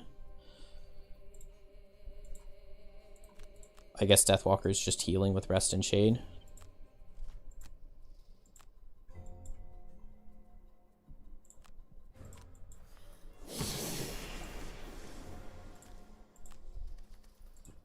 move here. Oh, okay, cool. Got the +1.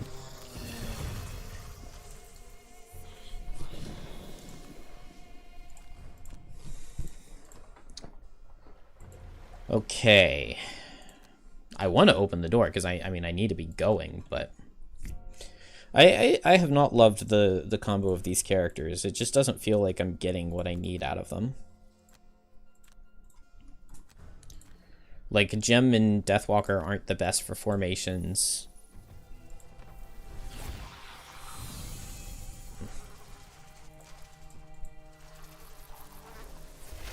Strength Banner feels risky to play. Alright, pincer move goes. Did I drop Wave of Anguish? No. Is that my win condition for the final room? The problem is, the only way I'm getting out a ton of skeletons is most likely Eclipse.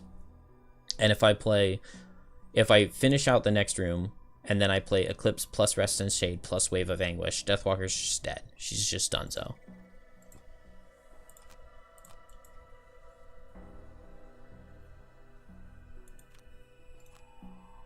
So maybe I need to just drop Eclipse right now so that I don't accidentally play it. And then if I could kill everything with damage here and save shadows, then I would be able to Wave of Anguish the boss. It's really hard for me to get the shadows in position though with Dark Fog without Black Barrage. That's not possible. Ugh, Call to the Abyss was really bad.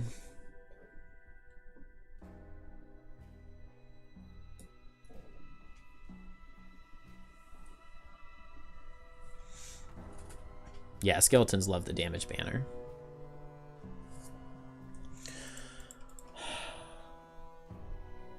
Okay, Forceful Spirits is good in this next room. I'm going to drop Wave of Anguish. I'm just going to assume I'm never going to get shadows in position for Wave of Anguish. And so I think I start with Fluid Knight here. And I just try to kill... I go at 46 because it's after the multi-target out of Snow Imps. And I try to kill one Snow Imp. And then that will give me the ability to run in with Eclipse and hit multi-target Forceful Spirits.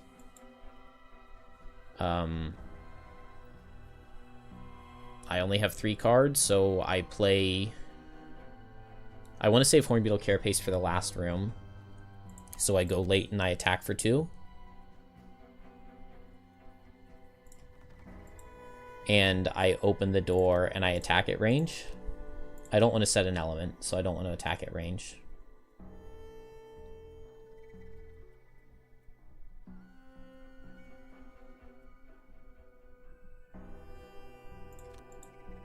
I open the door and I heal Gem. Oh, but that doesn't work initiative-wise. Could heal Gem with Regroup. Because Gem's going to be long resting, basically no matter what. I guess I can attack with Javelin. And I just don't do it if they get the multi-target card. It just doesn't feel like I have anything good.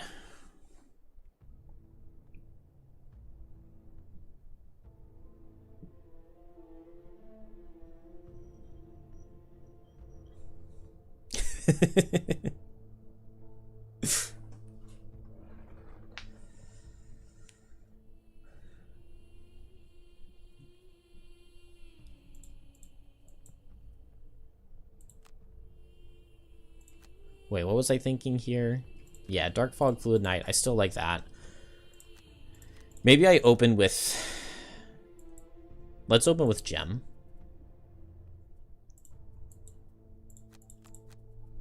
Feels like that gives me more options for banner.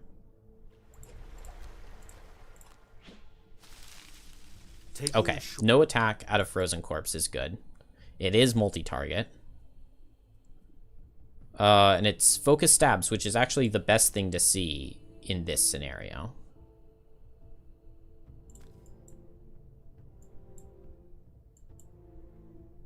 the 1, 2, 3.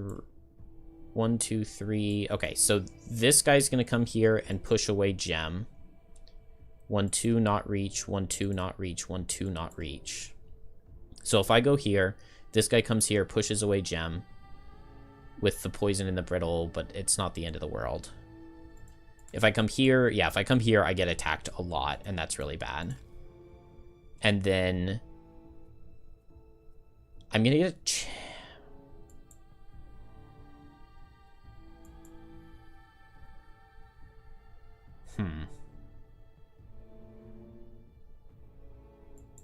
Is it going to be possible for me to pull? No.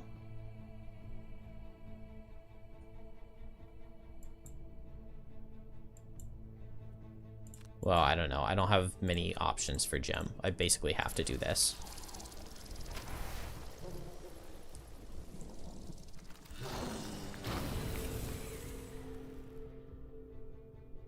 I'm brittled, so yeah, I definitely disadvantage this.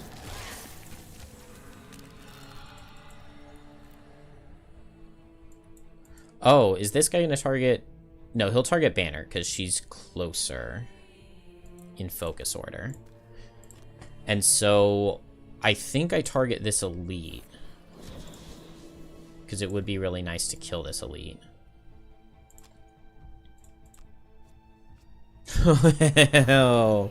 Oh, and I missed again. I miss again. Is that like the 4th miss? The 5th miss? I've missed so many times. That is a really bad miss. Alright.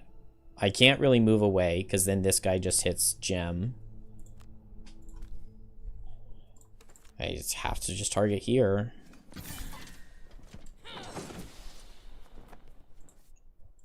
This is really bad. I don't think there's a way to win this. He should not have pushed into the hazard. He should have pushed into the icy terrain. They're supposed to prioritize distance on push over hazard damage.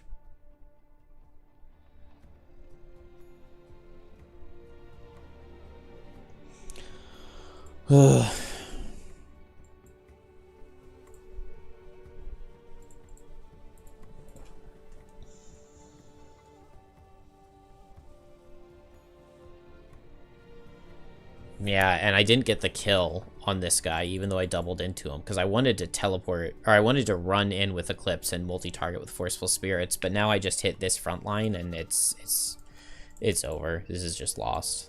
There's no way.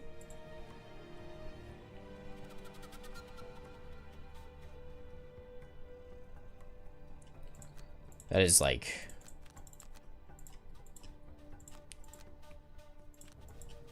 really disappointing. Like, I don't know. I'm disgusted. I'm just gonna play these cards and I'll just lose quickly. Yeah, Gem is dead. Well, maybe not. Alright, so I have to run here. And I multi-target these guys. Sure, we'll mark this guy. Oh no, I definitely wanted to leave the mark over there. It doesn't matter, yeah. I'm just gonna pull minuses with every attack, so it's... This is one of your favorite starter trios? They feel so bad. They feel awful. I haven't had like any synergy go well at all with anything. I don't know.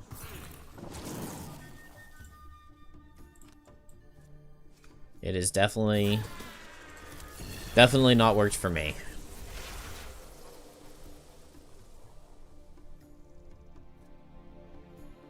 Oh, I could have stepped here. Yeah, that definitely would have been better.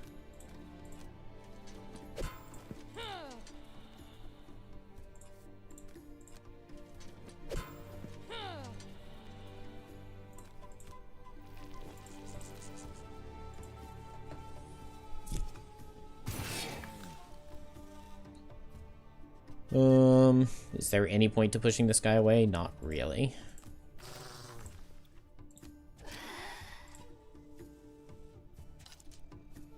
Oh, yes, there was.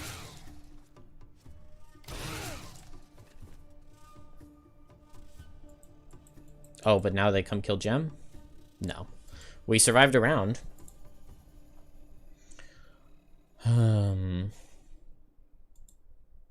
Man, I played multi-targets and I was hoping I could like kill these guys and I just did nothing to them through their shields.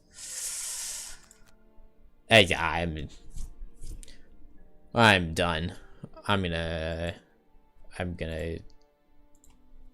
go cry in a corner.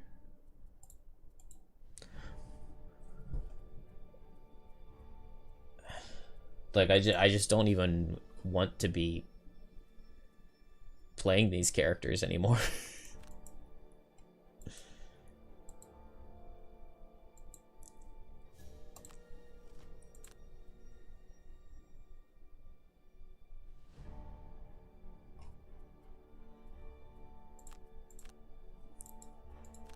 I don't even think I'm going to finish this room. I think I'm going to die before then. I mean, it's snow and multi-target. I'm very clearly just not in the right mindset. Oh, and he survives on one.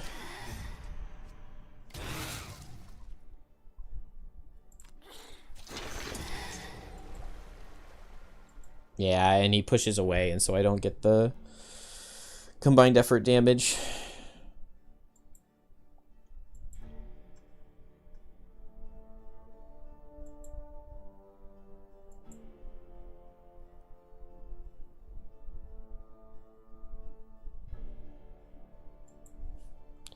Man, this should not have been this hard. And what was I even thinking with these cards? I guess I wasn't really thinking. I can't move in. I would get hit and die, so I have to just completely waste my turn, but obviously that's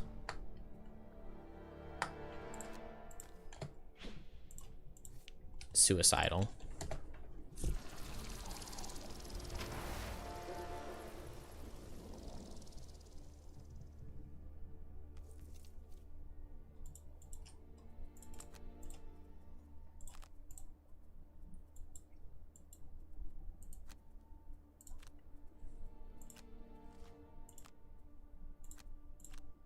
Oh man, he's gonna immobilize me. Why did he go there?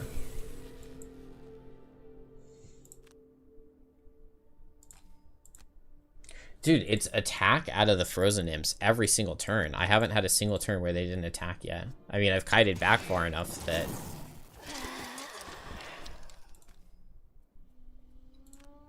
it doesn't matter. All my characters have no health.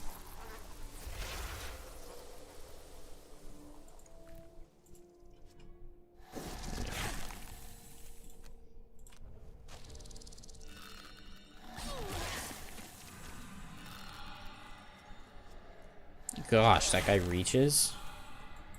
I'm so dead.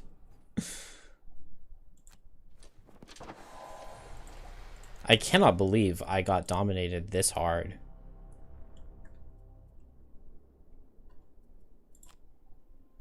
I'm not even halfway through the level and everybody's out of cards. Ugh.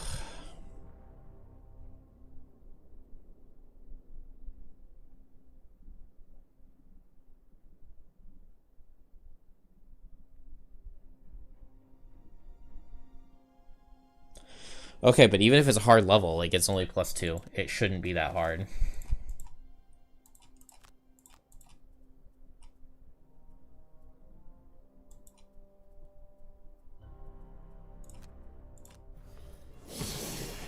I just blame it on the... Dude, I was never able to get anything going with Call to the Abyss at all.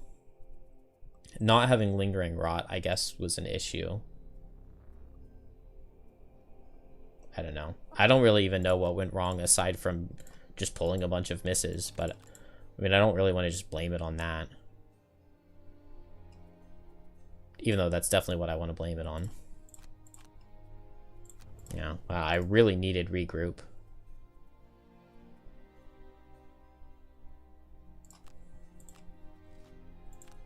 Dude, it's attack out of the imps every single turn. There's no counterplay.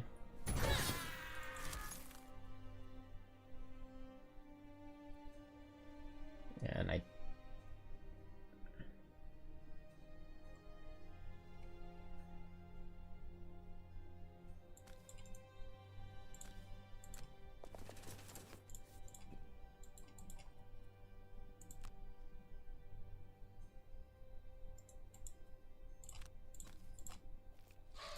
Come on, Gemini. Pull a +2. No. When did I even get... Oh. Ah.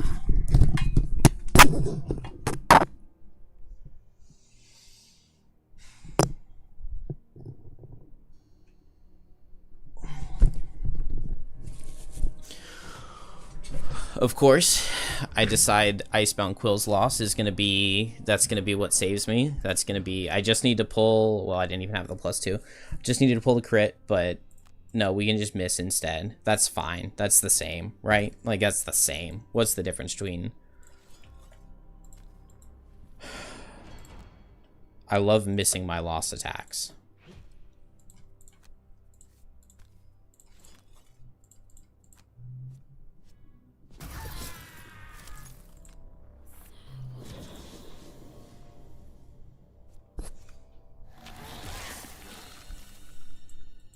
And then he's gonna get a +1. No.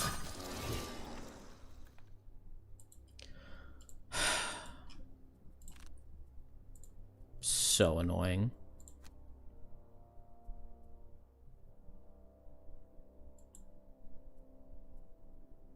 I just want a Fluid Knight, a Snow Imp.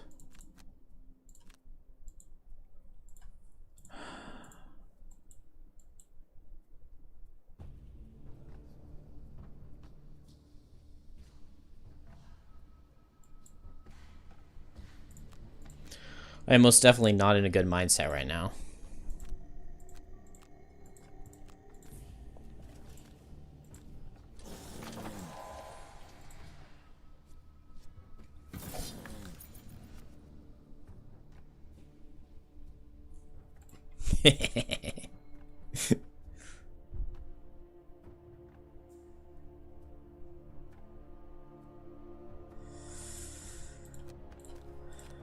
Please don't miss this attack too.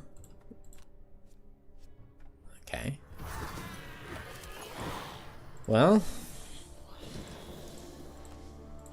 I guess we'll get to see the third room.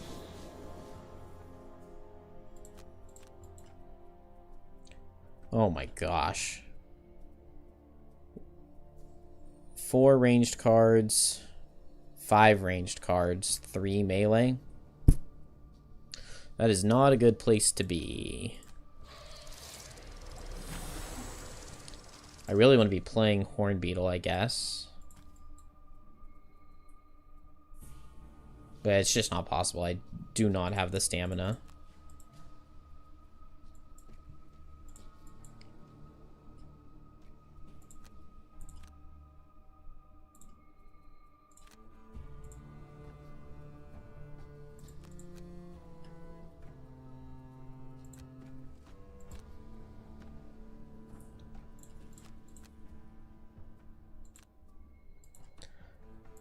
Alright. Activate Horn Beetle. Run as far away as I can, which is just not far at all. Now this guy's gonna push me over there, which is a very annoying place to be. I guess I can attack him.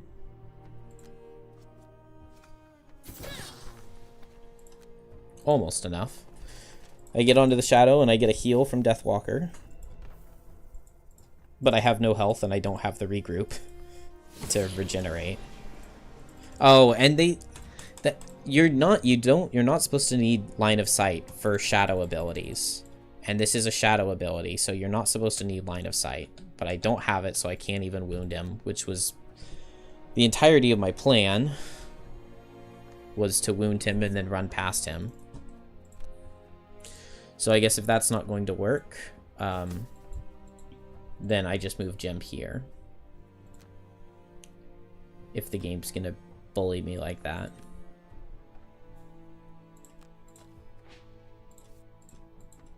I mean, this always would have made more sense anyway.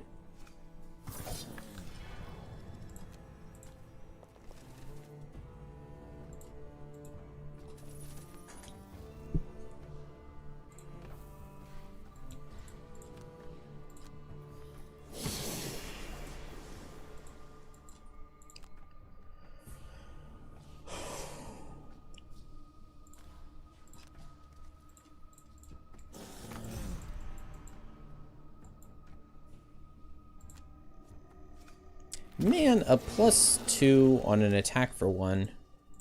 We're really doing that.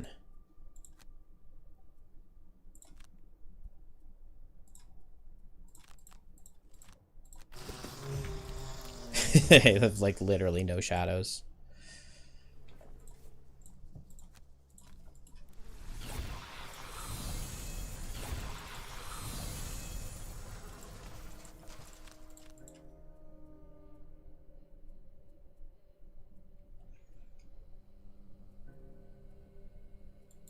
This last room I know is really, really scary.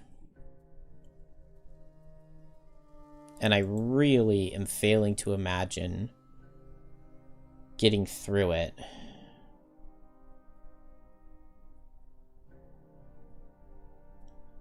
I think, since everything's so spread out, Unbreakable Wall is just never an option.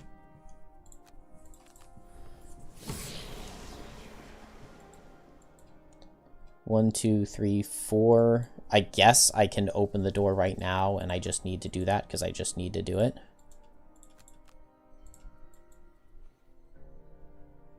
And, is this like a Fluid Knight Shadow Step kind of situation? Like, if I don't move 6, make a shadow, I have a hard time imagining. I can move this shadow for 5. And then if something runs up to me, I actually could theoretically get a Fluid Knight off.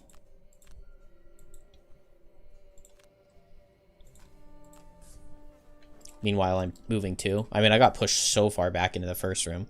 Oh. Well, I definitely wanted Banner Spear to be going first.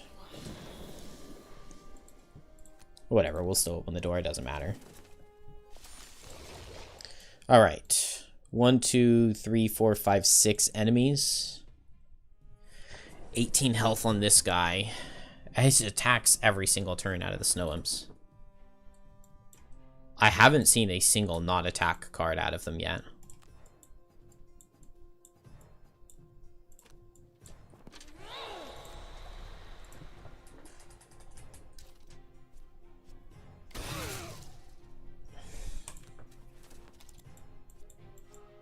Oh, well, okay. It crit immediately. Actually, them critting in attack 1 is not something I should complain about.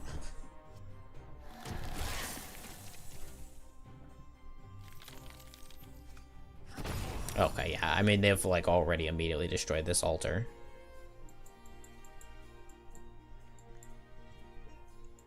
I have to just go in as far as possible. They have so much health. Where is all this health coming from? I don't know. I'll run at this Snow Imp and hope I pull a +2. I'm in ranged mode. It's the better place to be. Well, okay, but I'm out of cards. Oh, and I was planning to double target imps this turn. Well.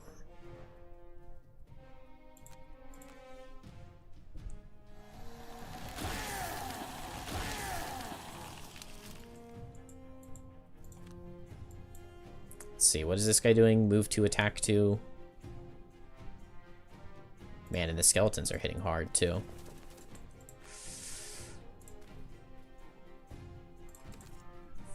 I shouldn't Spyglass here. Okay. It's going to give me -1/-1 out of the Spyglass anyway, so it doesn't matter if that wasn't the best decision. I would really like for this skeleton to not damage this thing. I need a +1. with wound to kill him? No, we're still gonna pull -1. -1 every turn.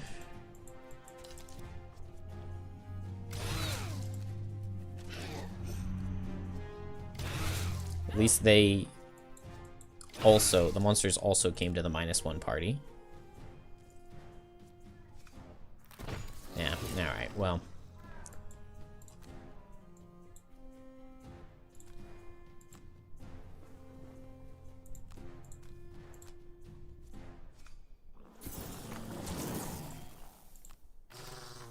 Gem gets really good damage there.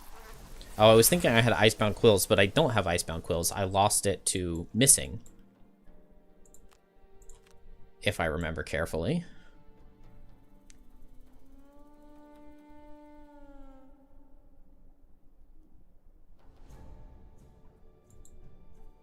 I guess I could come down here and disarm. And what do I have here? A drag down. And this is as good a time as any to short rest to get Forceful Spirits out.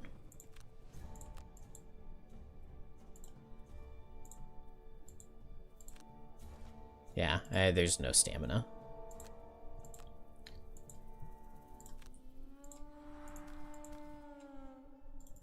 I guess I would rather not be disadvantaged. Need a -1. Okay. And I would love a crit. Show me a crit. +1's pretty good.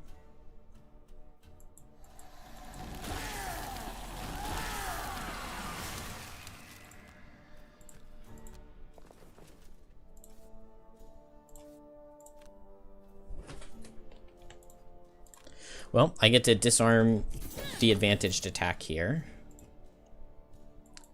The problem is that everything else kind of just kills the scenario. I think I immobilize the focus stabs. And I'm going to be ranged mode.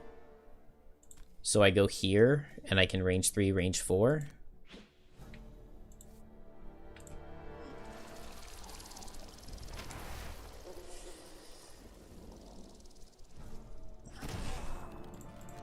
And this scenario's dead.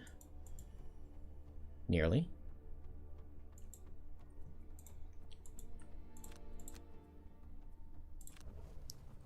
Alright, I have 3 turns left with Geminate.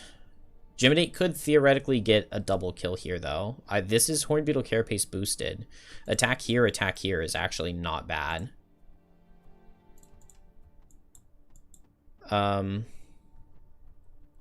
Yeah, I long rest because I'm muddled.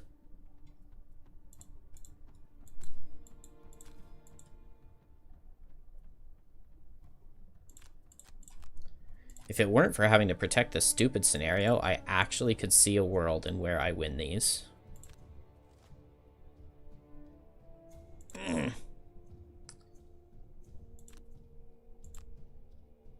Dang.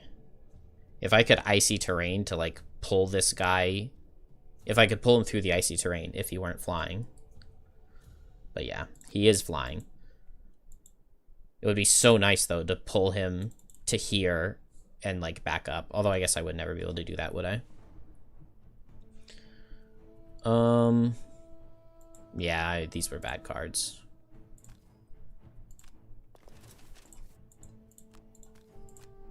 Zero? Ah, +2. Not the best time.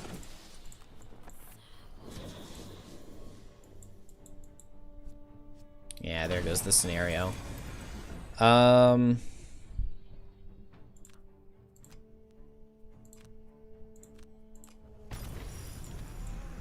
guess Geminate makes the most sense. I need a 0. And a -1. Man, that crit. Was it a 0 on the first attack? Yeah, it was a 0. Oh, crit still would have killed. Okay, I'm going to target the... Oh. Oh, I don't have line of sight there? Oh, I didn't realize this was a wall. Okay. Dang. It would have been really nice to one-shot that snow imp with that. And Gem is now exhausted.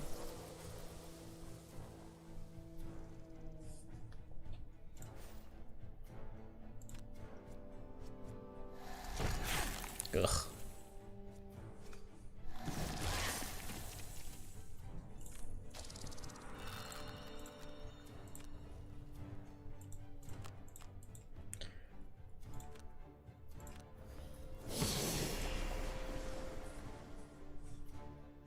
Why didn't it hit Reinhardt with the ranged attacks? It wouldn't have reached. Or I would have had to move, and, like, I wanted to kill the other guys. My hope was that, with, like, a Fluid Knight here... But yeah, Banner doesn't... Banner's just going to be attacking for 2, other than when the Javelin's out, but... I mean, it's been doomed for a while. Like I said, I did not play it well.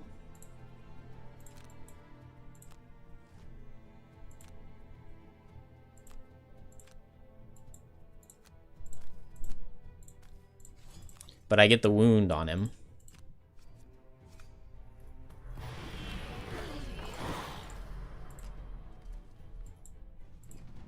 Oh, I should have given Banner a shield. Because Banner can't hit Reinhardt. Banner can only go after this imp.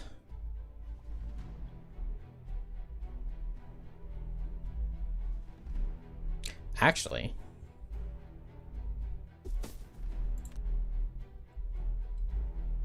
Deathwalker can move here and get this loot instead.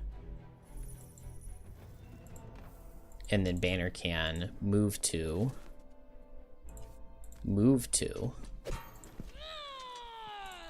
and get the disarm. And this could crit.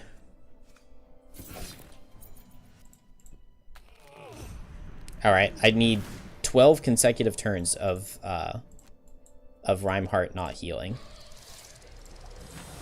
And Gem is permadead.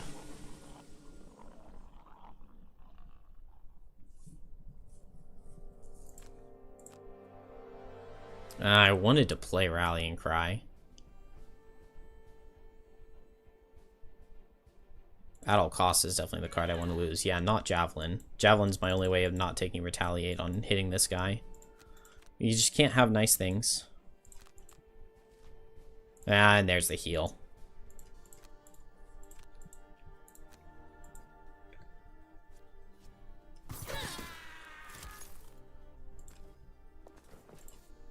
Yeah, I can't deal 12 damage.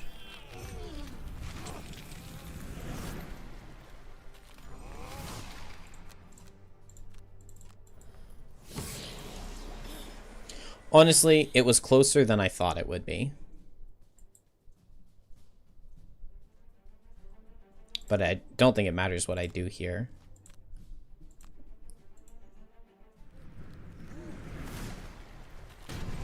Because he kills the scenario, basically guaranteed. And then I get one more turn.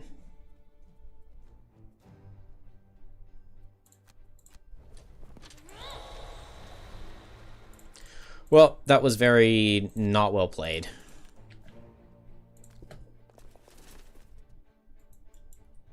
Yeah, I don't think so.